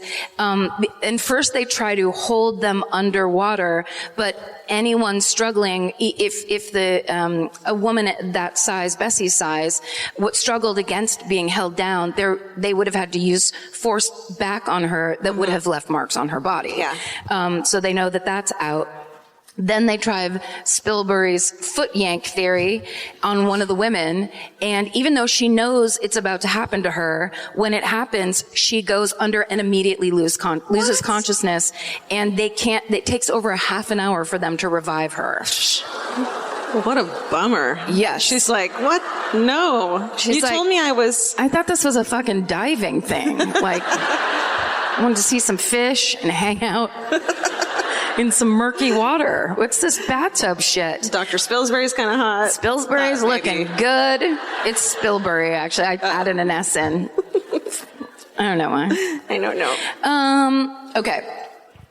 So they realize if she, knowing it's going to happen, is unconscious, then the average woman who thinks she's just hanging out with her newlywed husband, who's into her feet, who's a foot fetishist, then they wouldn't have had any chance. Yeah. So thanks to Dr. Spilsbury, Inspector Neal finally has an MO. So George Smith's trial begins on June 22nd, 1915. English law at the time dictates he can only be tried for the murder of Bessie Monday, but the prosecution's allowed to mention the other deaths of his other wives to establish his pattern of behavior. Of course, his lawyer, George's lawyer, argues the unfairness of this, including to the judge, but the judge overrules him, and all 3 deaths are cited in the prosecution's argument. And on July 1st, 1915, much like in your story, the jury takes just 20 minutes to find George Smith guilty of the murder of Bessie Monday. He's sentenced to death. Yeah. Bristol. And on August 13th, 1915, George Smith is hung for the murder of Bessie Monday. And that is the highly repetitive and sometimes hard to follow story of the murders of the brides in the bath. Great job. We did it. We did it. Oh, I'll put my shoes back on. Okay. Summer's for adventures, road trips, and adding a whole lot of miles to your car. That's why it's worth stopping at Valvoline Instant Oil Change first. If you need an oil change, make the smart stop at Valvoline Instant Oil Change before you hit the highway. Their trained techs can help you get road trip ready with an oil change and an 18-point maintenance check included with every oil change, checking your tire pressure, wipers, lights, and more. That means they're checking important things before you're halfway to your aunt's house with no cell service. And these aren't just any techs. Valvoline Instant Oil Change techs complete over 270 hours of training, so your car's in capable hands. The best part, you can stay in your car and you're in and out in about 15 minutes. So before your next long summer ride, pull into Valvoline Instant Oil Change. Valvoline Instant Oil Change. Change wisely. Goodbye. Goodbye. Get into the Hyundai Getaway Sales Event and get away with a deal so right it almost feels wrong. Right now, you can get great deals on Hyundai's most popular models, from hybrids to EVs and more. Score on the adventure-ready SUVs like the Hyundai Kona, Tucson, Santa Fe, or Palisade, or the bold and tech-inspired Elantra. And the most advanced and capable Sonata or Sonata Hybrid yet. Or go all-electric with the Ioniq 5 or Ioniq 9. But getting away with a great deal is just the beginning, because every new Hyundai is backed by America's best warranty. Which means you can shop with confidence and drive with unrivaled peace of mind. So get down to your local Hyundai dealer and get away with a deal you'll truly love, but don't wait. The Hyundai Getaway Sales Event won't be around for long. Visit HyundaiUSA.com now for details. Goodbye. Goodbye. This episode is supported by FX's The Shards, a seductive drama from executive producer Ryan Murphy. Set in 1980s Los Angeles, the series follows a group of glamorous, deeply entangled high school seniors drawn into a life of wealth, beauty, parties, and excess. At its center is Brett, whose reality begins to unravel when the arrival of a new student coincides with a series of mysterious murders. FX's The Shards premieres August 5th on FX and Hulu. Goodbye. That was gruesome. That was amazing. London is a fucking awesome crowd always. Oops. Yes. Especially when Florence is in the audience. I mean, could you hear her laughing? Yeah, it's always big time when we're in England. So many good candy bars. What you got this week? Okay, this week I'm doing we were in St. Louis at the Powell Symphony Hall in December of fucking 2017. Oh, shit. Those heady days. We were 3 years in. First tour. 2017. Okay. See, you remember so much shit. This is this incredible, crazy, bananas story of Pam Hupp. Mm. And hey, guys, stay tuned for an update on what happened post me doing this story. So enjoy. Guys. Really quick, just in case you won these tickets in a radio raffle or something like that. This is a true crime podcast that's also a comedy podcast, which sometimes is a slightly difficult combination for people. So if you can't give us the benefit of the doubt, get the fuck out. I'm kidding. What if my uncle got up and left? My Uncle Michael just leaves. Uncle Michael storms out. Yeah. I'm joking. That was the first joke of the night. So now you know.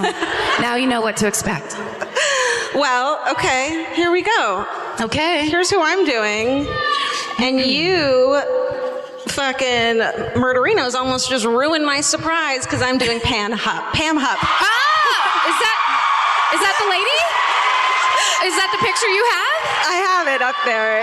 Yeah. Okay, I I was won't like, get- don't ask them about it. Don't ask them about it. I thought you seemed, because I have never seen that woman before, and I got really, if you're a murderino or a true crime, a personal semi-aficionado, when you look at a picture and everybody else knows who it is, and you've never seen that mugshot before, like I started to get real upset. And she's fucking sanitary napkins on her neck, it looks like. But I'm going to explain that to you. And so I wasn't going to be like, oh, that's so crazy. What are those? No. I was just afraid that I had missed a Gacy level person in my travels. I'm really bad at it. I should have played along or been like, don't, I'm going to do her. But I just didn't know what to do, so I just stood there instead and I like it.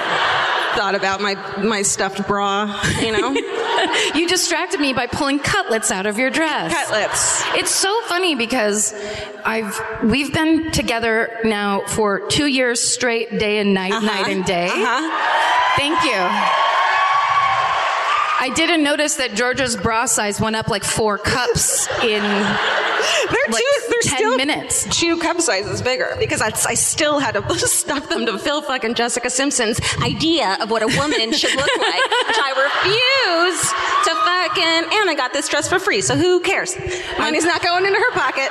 Aw. I really wish that I could sing a Jessica Simpson song right now, but I wanted to go into I'm not a girl, not yet a woman, and that's not accurate. And I also don't know how that one goes either, so forget it. Just forget it all. All right. Well, how about we talk about murder instead? Sounds good. Okay. Okay.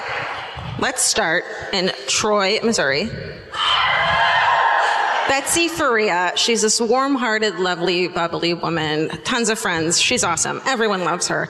She has a husband named Russ and 2 daughters from a previous marriage when in January 2010, at 40 years old, she learned she has breast cancer. So after a fuck ton of chemo and a mastectomy, she's declared in remission, and she and her husband plan a celebration of life cruise. Want to see them? Yeah. Let's see how this works.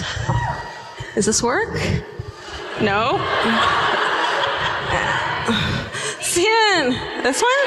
Oh, there they are! Yeah. Oh, right? Yeah. That's her. Sorry, we didn't say Steven's not here. Oh, yeah. Good. Play that up because he can hear you right now. He's the first one to listen to it. Act upset. We should start getting a pet cube and have Steven like pet cubed in. What's that? It's basically how to spy on your pet. And you can also dispense treats from your phone through the pet cube. Yeah. He's just sitting there by the pet cube like this. He loves his mustache. What would we dispense? Little tiny kittens? Okay. That's Betsy and Russ. But then before the cruise, they find out in November 2011, at 42 years old now, Betsy learns that the cancer is fucking back. I know, it's a bummer. Spreads to her liver. And she only has a few years to live, even with treatment.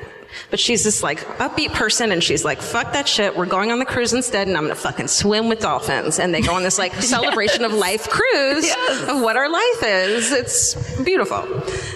So one of Betsy's friends, who isn't on the trip, but comes around after Betsy was diagnosed with cancer, was a woman named Pam Hupp. So, yes. Yeah, I saw the placemat. I know what's up. Yes.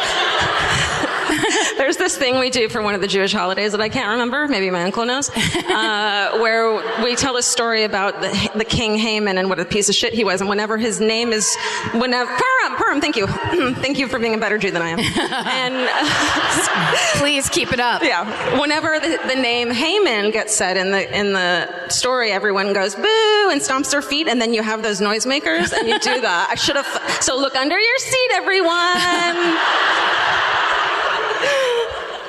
I just feel like every time I say the word Hupp, it needs to be don't do it. Can you imagine if we gave out noisemakers during the show? Like the TV producer and me just had 7 fucking heart attacks in a row. No! Go collect those right now.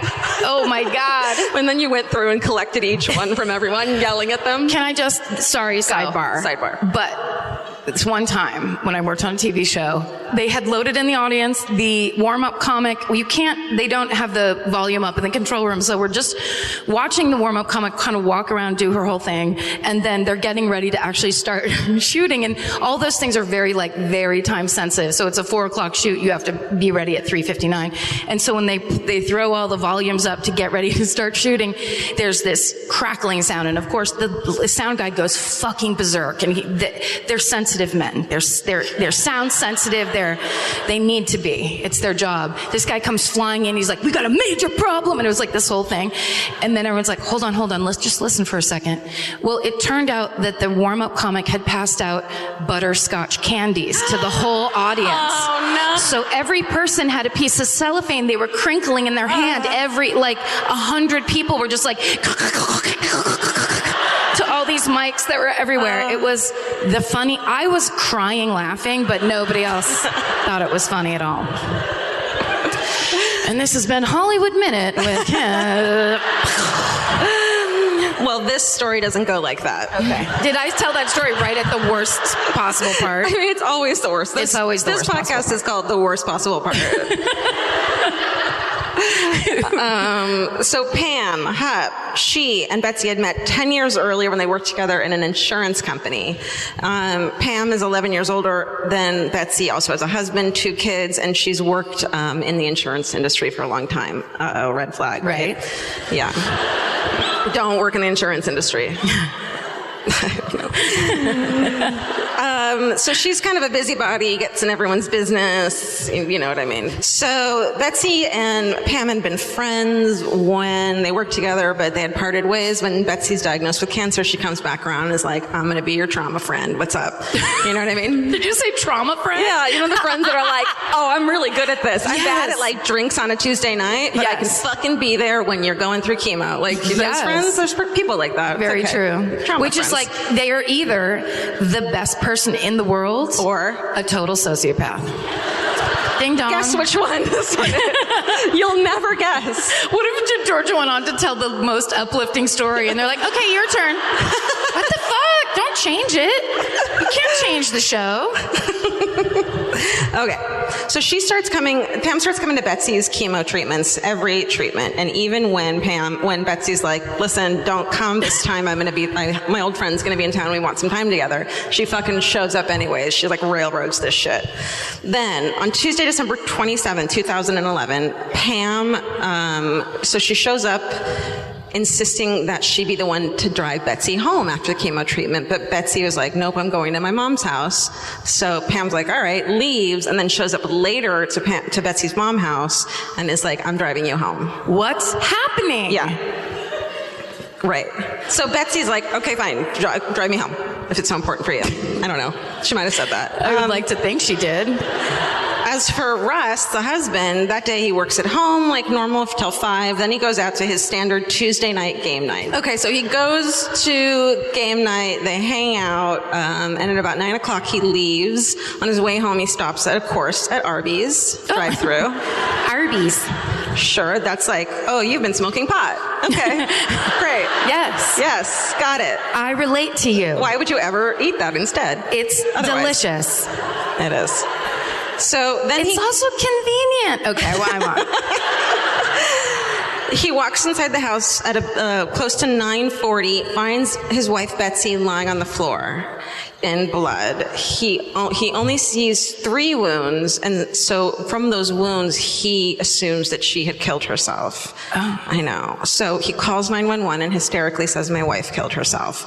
But that looks bad for him later, because when the police come, they're like, "What the fuck, dude? She has 55 fucking stab wounds. What is wrong with you?"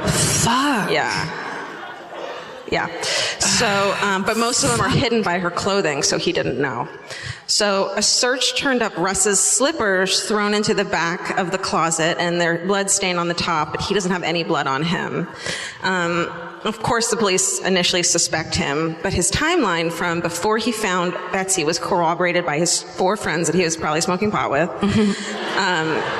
His phone was pinging in the right fucking places where he said he was. He had an Arby's receipt that he, as we all do, threw in the back of his fucking car. I save my line like I'm going to bring him to the accountant. It's so ridiculous. I'm just like, thank you. Fold this up, put it in this part of my wallet for 4 days, and then throw them out later. I leave those receipts I kind of hide, and then I hate when I have like the straw wrappers on the floor of my car because everyone knows that you just fucking went through a drive-through. Oh, yeah. And you're a garbage person. Yeah. Oh, girl, yes. The straw wrappers to me are more telling than the receipts. What about the fucking disgusting next day French fry smell? We're just like, why am I doing this to myself? Oh, there's a new... Oh, I was like, what? Sorry, that was too real. There's a new Carl's Jr. I should have finished it. Wait, can I just say this really quick? Yeah. I just tweeted this the other day. Please. But I went to, filled with shame, I went to McDonald's the other night, and this one in LA, it's a double lane. So somebody can be ordering over here, and then you can be ordering over here, and then you zipper formation back into it. It's amazing. You've got to come to LA, if only for that. And also, don't worry, we're going to White Castle tomorrow. Yes. 100%. Got to. Never been. Never had it. Let's talk about murder some more. But really quick, yeah. The guy that rung me up, Yeah. first of all, was the most beautiful teen I've ever seen. Uh-oh. Cut that. That's the thing that's going to fucking blow this shit up. Secondly, and I thought this was very meaningful, when he went to give me my change, he came all the way out of that window. Like fucking Rapunzel. I was like, hey, is this happening with us? Are we going to do this thing? It was amazing. Okay, sorry, I stopped your whole story to brag. I'm sorry. Okay. Sorry. Dude. Okay, so he had his receipt matched, and all of that, him leaving Arby's matched the drive it would have taken him to get home and call 911 by 9:40. And the autopsy showed that she would have been dead by then for at least an hour. Wow. And there's video of him, so there's surveillance video where he's going, wearing the same clothes he wore when the police found him without blood on him. So it's not like he could have gone home, killed her, and then not had blood on the same clothes because he was wearing the same clothes. Right. You know what I'm saying? Yeah, I sure do. You know, basic fucking police work. The kind we do every day. The kind we're known for. Meanwhile, Pam's alibi, let's go back to fucking Pammy. Okay. It's all over the place. She's constantly changing her story, and she admittedly says she's the last person to see Betsy alive. So she says that she had brought Betsy home from her mother's house that she had insisted on taking her from, and had, in the driveway, called Pam's husband and was like, Betsy, say happy Christmas to my husband, which is like, oh, you're establishing a fucking alibi. What's up, right? You know, the like, yeah. She was alive when I talked to her. That thing, right? Creepy. Yeah. Also, or was she? a grown adult that makes another grown adult say hi to a third grown adult. Get out of there. Fucking death roll out of that car. Shit. Hi. What? Yeah. Now my face is on your phone. It's disgusting. I'm going to break out. No. Okay, so then she says that she just dropped Betsy off at 7:05 and left. And then later she's like, whoa, you know, actually, I walked her in and then left. And then, wait. I went in with her and she told me to come back to her bedroom to see a Christmas gift that Russ had given her. So she keeps changing her story and it's flimsy. Like in her mind, she's like, oh, I have this on me. I better say I'm in the house. Yeah. I have this. Like, she's putting like fiber evidence ideas together. Yeah, or she's just a crazy liar. Okay. And at 7:21, Betsy's daughter had tried calling her and wasn't getting an answer. So we think, and she was expecting that call. So we think that she was dead by 7:21. So if she dropped her off at 7:05, there's like this weird window there. Okay. So, 7:27 records show that then Pam had left and called Betsy. And the police are like, what the fuck is this? And she's like, well, I called when I got home. And it's like, but it takes you this long to get home. And then the phone pings and you're like down the street. So all these inconsistencies about when she had called, all these fucking lies about it. And then during questioning, Pam says, oh, by the way, December 23rd, a couple days ago, Betsy made me the beneficiary of her life insurance policy. Nuh-uh. Yeah. That's weird. She works in the life insurance. Yeah. She works in the insurance world. Foreshadowing. Or just shadowing. Pam said it was because Betsy was worried that Russ and daughters would spend all the money foolishly. So she's like, listen, I'm going to give it to you, Pam, you trauma friend of mine. But my friend that I don't want to ride from, that's how close we are. That I have family in town. I have close lifelong friends around. I'm trying to avoid you at all costs. Yeah. Take my money. Take my money. And so she wanted to like parcel it out to Russ and her daughters. So, okay, Pam is never considered a suspect. With this information? Known publicly? I don't know how publicly it was known. Or socially? Or policey. Known policely? Policely. Yes. She must have been very convincing. There's videos, there's tons, and like there's so much of this case that I can't get to, otherwise we'd be sitting here for 4 hours. That is fucking bananas. And there's videos and shit of her being interrogated, and the cops are like, I don't know if they're in love with her or what, or she's got like maybe like, you know, crazy eyes. Yes. She's really convincing, but like. She's like a Rasputin type, but of St. Louis. And they're like feeding her information, and is that what happened? And she's like, oh yeah, that's what happened. And like, they love her. That are getting her like out of it essentially? Yeah, she must have made them cookies or something. Okay, but so Russ is brought to the police station, questioned for 36 hours without sleep, agrees to take a polygraph test. Turns out they gave him a fake one and told him that he failed, so he would confess. He didn't confess, but they never told his defense attorney this information. Okay, on January 4th, Russ is charged with first-degree murder of Betsy. Judge Menemeyer rules the defense counsel Joel Schwartz is not allowed to even talk about Pam as a possible suspect as his argument as to how he didn't do it. Like reasonable doubt. It's this chick who's like lying about everything and is also the life insurance fucking person, right? Is this making sense? Are you following? This is crazy. Yes. Okay. What more do I have to do with my face? It's just so fucking crazy. No, I mean, it's crazy that they would be like, she got some juice somewhere, obviously. Yeah. Because maybe it's in her fucking push-up bra.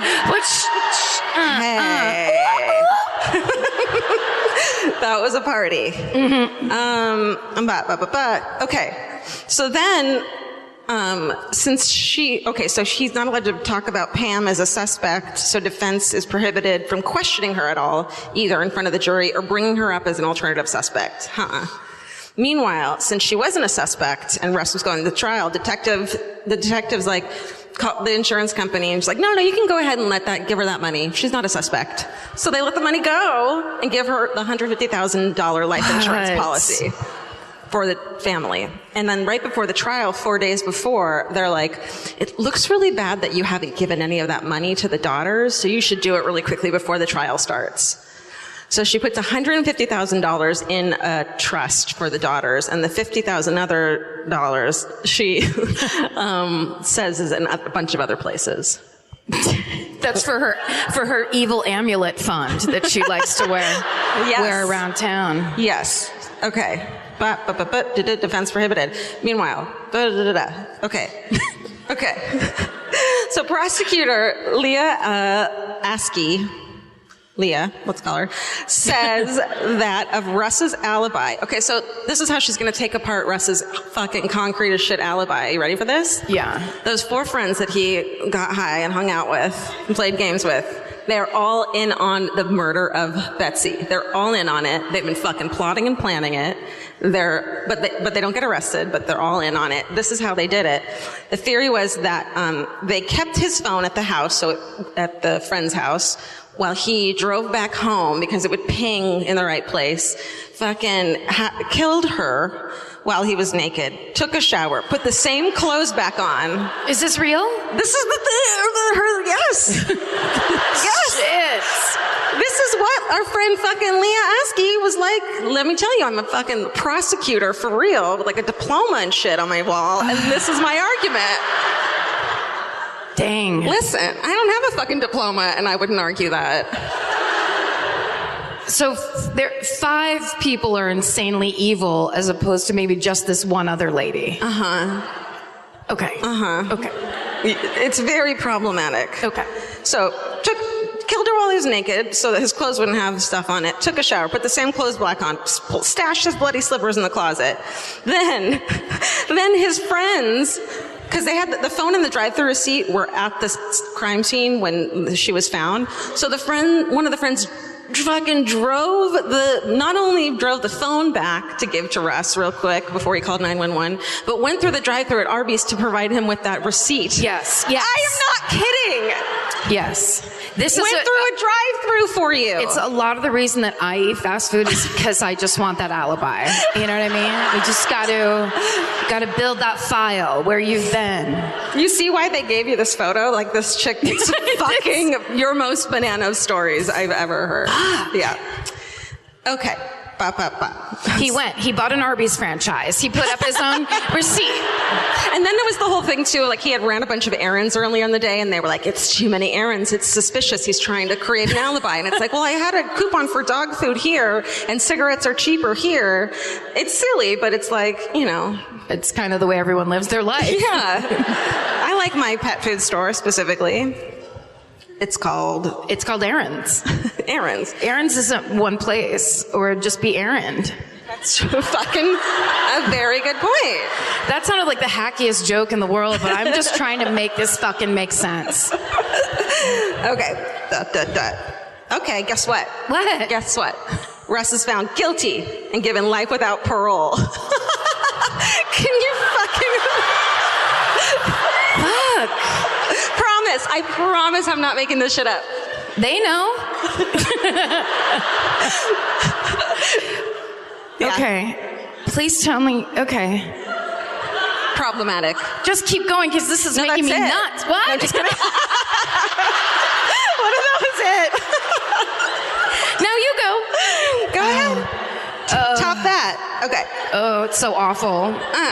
Okay, like a couple days after he is given life without parole, our fucking friend Pam Hupp revokes the trust, takes that money back out of the Girl, you greedy girl. She's like, JK, bitches, and takes the money.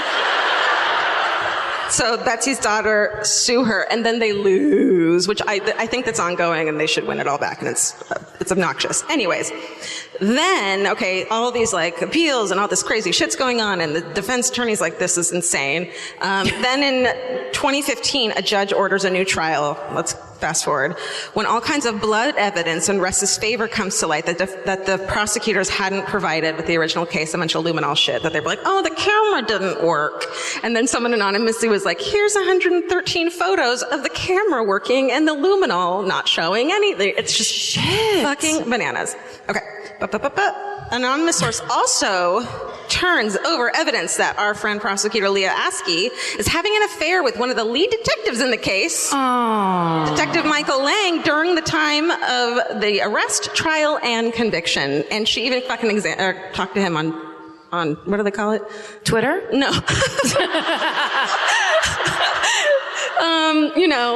Cross-examined him. Oh, on the bench? Yeah. On the seat? Yes. Up in the front of the audience?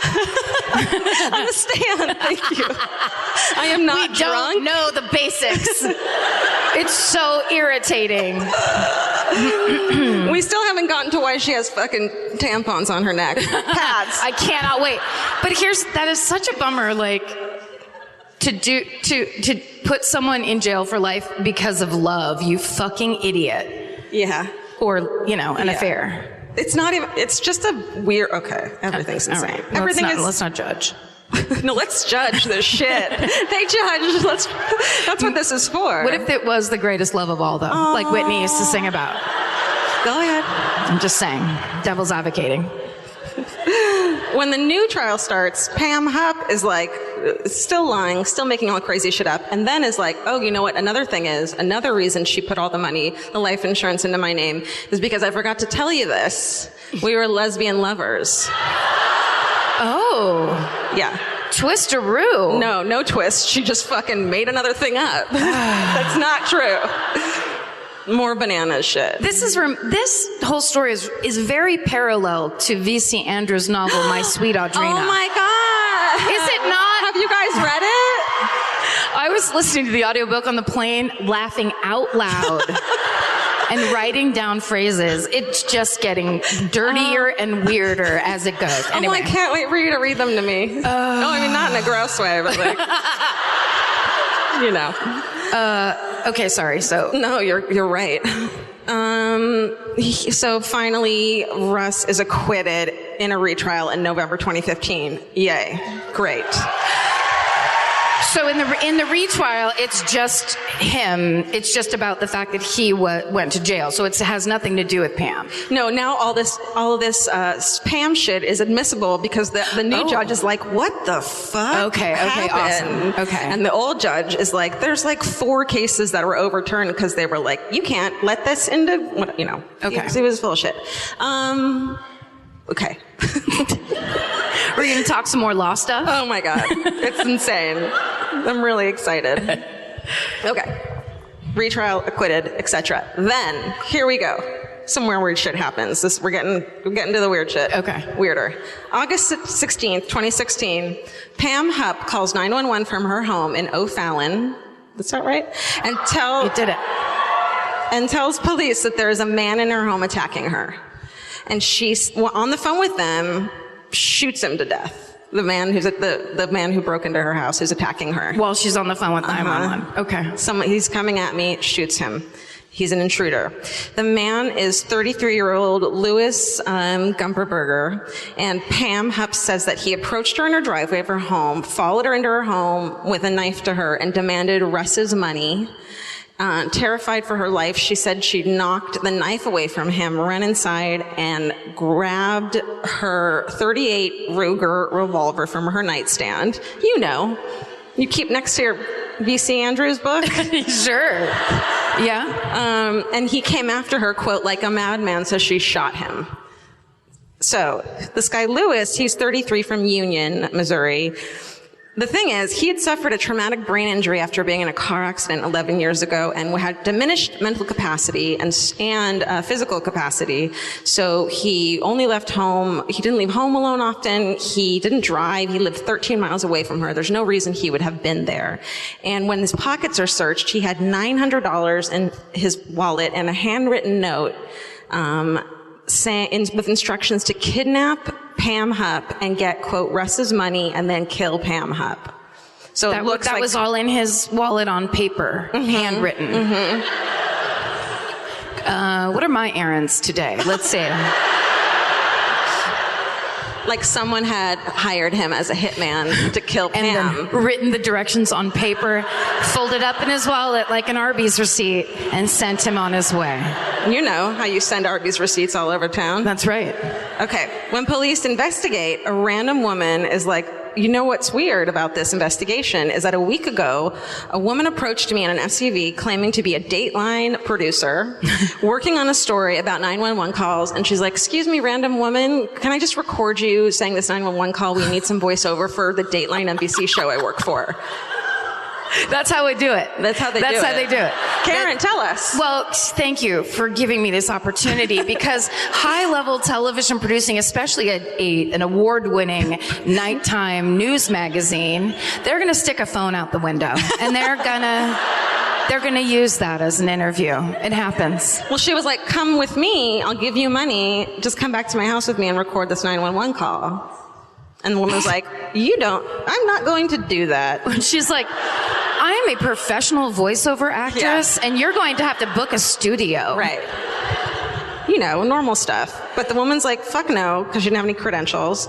And later, the woman's able to identify the woman in the SUV, shockingly, as Pam Hupp. So, when the money in Lewis's pocket is checked, the serial numbers from the $100 bills from that $900 matches the $100 bill that Pam has. So she was like, 1 for you, 2 for you, 3 for you, 4 for you, 1 for me. They were in order. They were all friends. So it was basically like she took out a chunk of the middle, left the other ones in her wallet, and then stuck them in his wallet. Very clearly. Yeah, they were from the same litter, essentially. Okay. Then she drove around asking people to write a handwritten note that said, go kidnap. Yeah.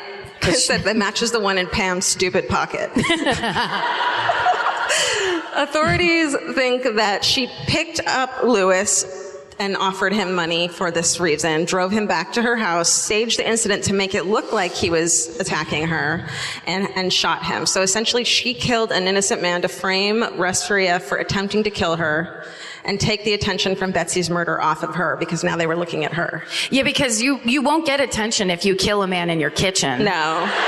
That's how you lay low. Yeah. It's a good tip. Well, what happens is everyone's like, oh, she's been through enough. Let's not bother her. Let's not put her in jail. Yeah. She got attacked. Before being booked, 57-year-old Pam Hupp was asked to use the restroom and stabbed herself in the neck and wrist with a ballpoint pen. Oh. Hey, girl.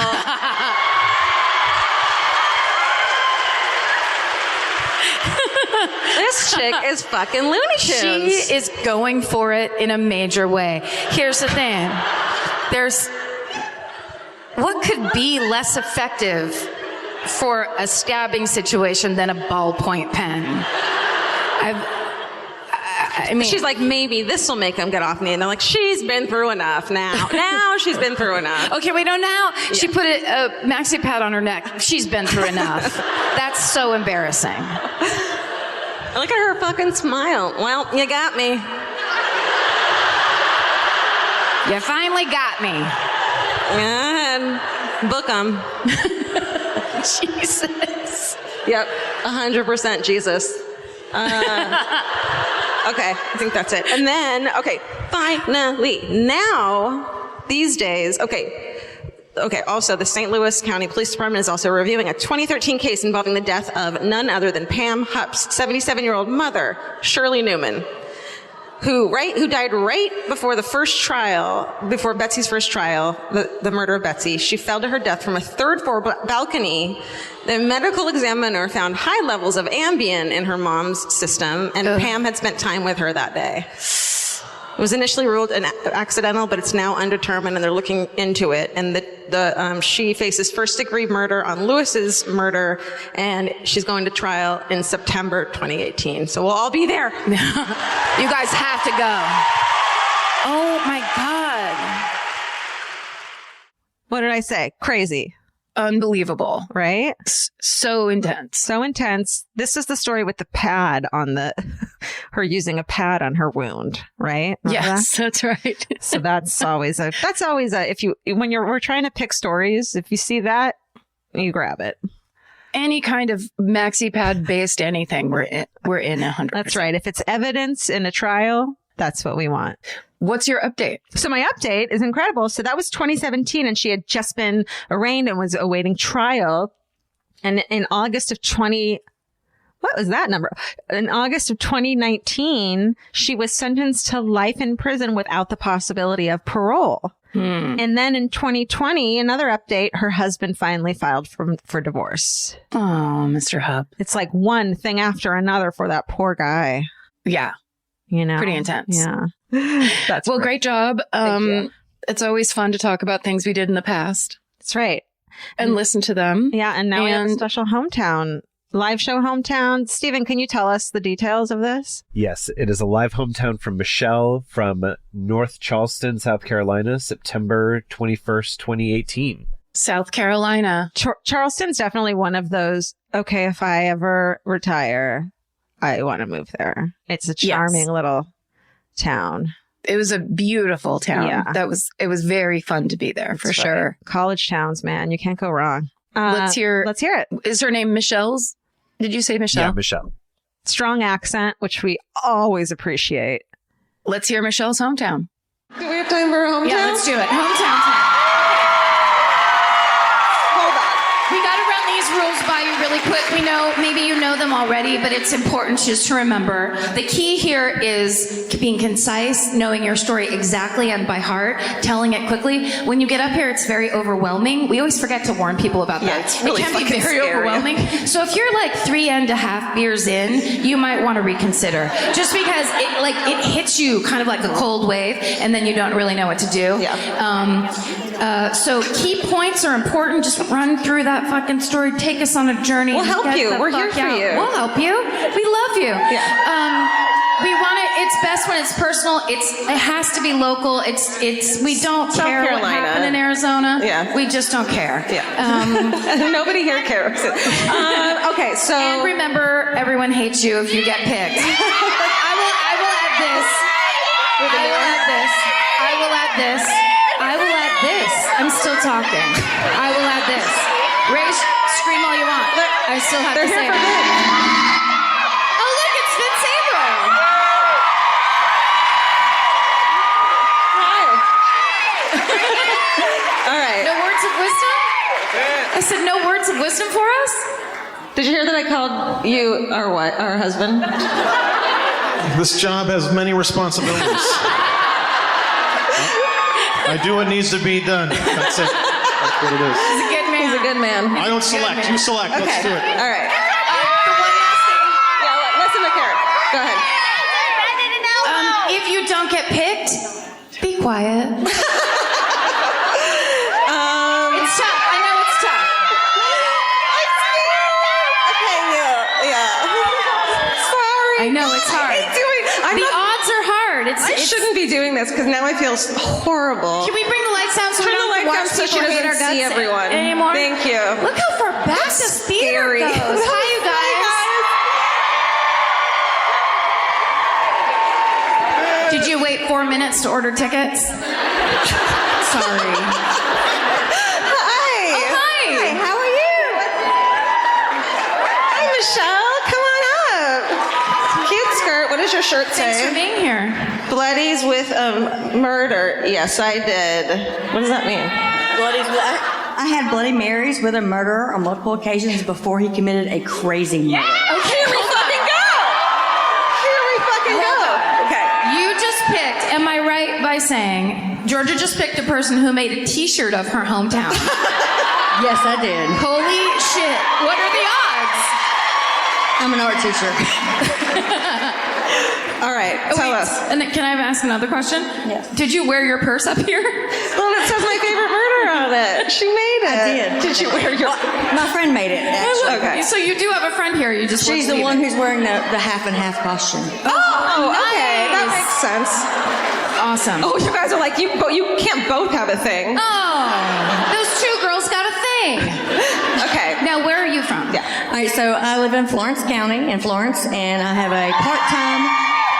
a part-time job in Darlington where I work at a dive bar. Nice. Yes. Meet a wide range of great people, and I had met this guy before prior, and we had an older couple used to come in, and on Sundays they would do what they called communion, where you would have Bloody Marys, martinis, mimosas. People would bring their, instead of going to church, you know. Anyway.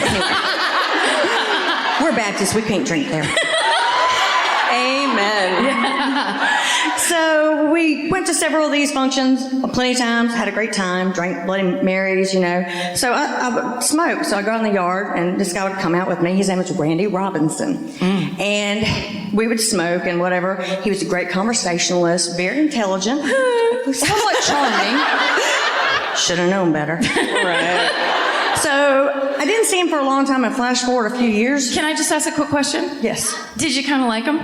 I liked his personality, but he was macking on me hard knowing my husband was in the house, so I knew he was a douche. Oh, shit. So, He changed my opinion of him Yes. very quickly. Yes. That wasn't the first, you know, that came along a little bit later, but still. Okay. Disrespectful. Yeah. Pockets. Confession. you guys, she's got it all. I'm turning red. So I heard his name on a newscast while I'm like, you know, in the kitchen messing around.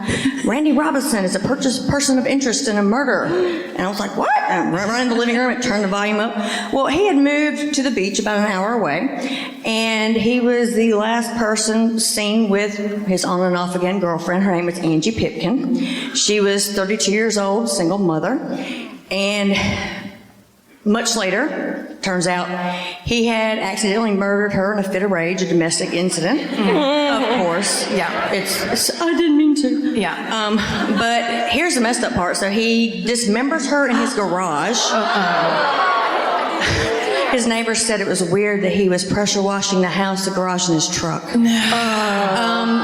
he drives back to Darlington County with these parts in a trash can. He enlists the help of a friend from back in the day and tells him he needs help disposing of a hog carcass, which is completely believable where we live. But when they started pulling the parts out, the friend's like, that ain't no hog. Oh, fuck. The friend ended up testifying against him. Oh, that good. Yes, and he got prosecuted to the fullest, and definitely, he should have been. Yeah. But that's my hometown murder. Amazing.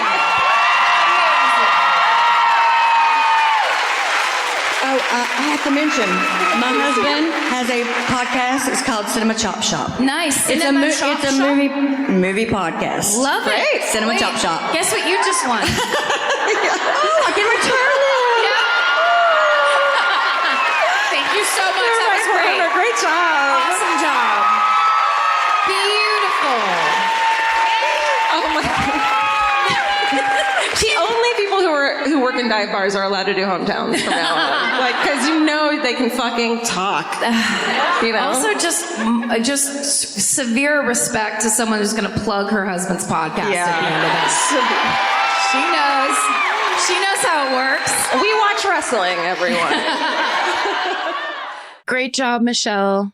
Thank you. I've always hated Bloody Marys, and I would like this to be the proof that they suck. It's fucking cold ketchup and alcohol. Disgusting. I love them. Ugh.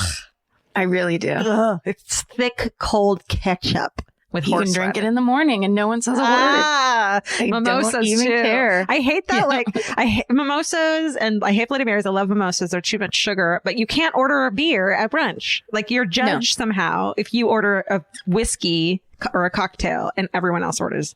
Oh, but so Vince did introduce me to Greyhounds, though. Oh, those are nice. Yeah, vodka That's and OJ. nice and low key. That looks like OJ. That's okay. All right. Well, I think this has been an extra large episode. But you know, we enjoy podcasting. We enjoy podcasting, obviously, or we wouldn't have done it for the last 5 years and written 2 books about it. Here's the proof. If you need more proof, I don't know what more you need. Why do you keep questioning us? Clearly, we love it. Clearly, we love you. Love it. We love you. Stay sexy. And don't get murdered. Goodbye. Elvis, do you want a cookie?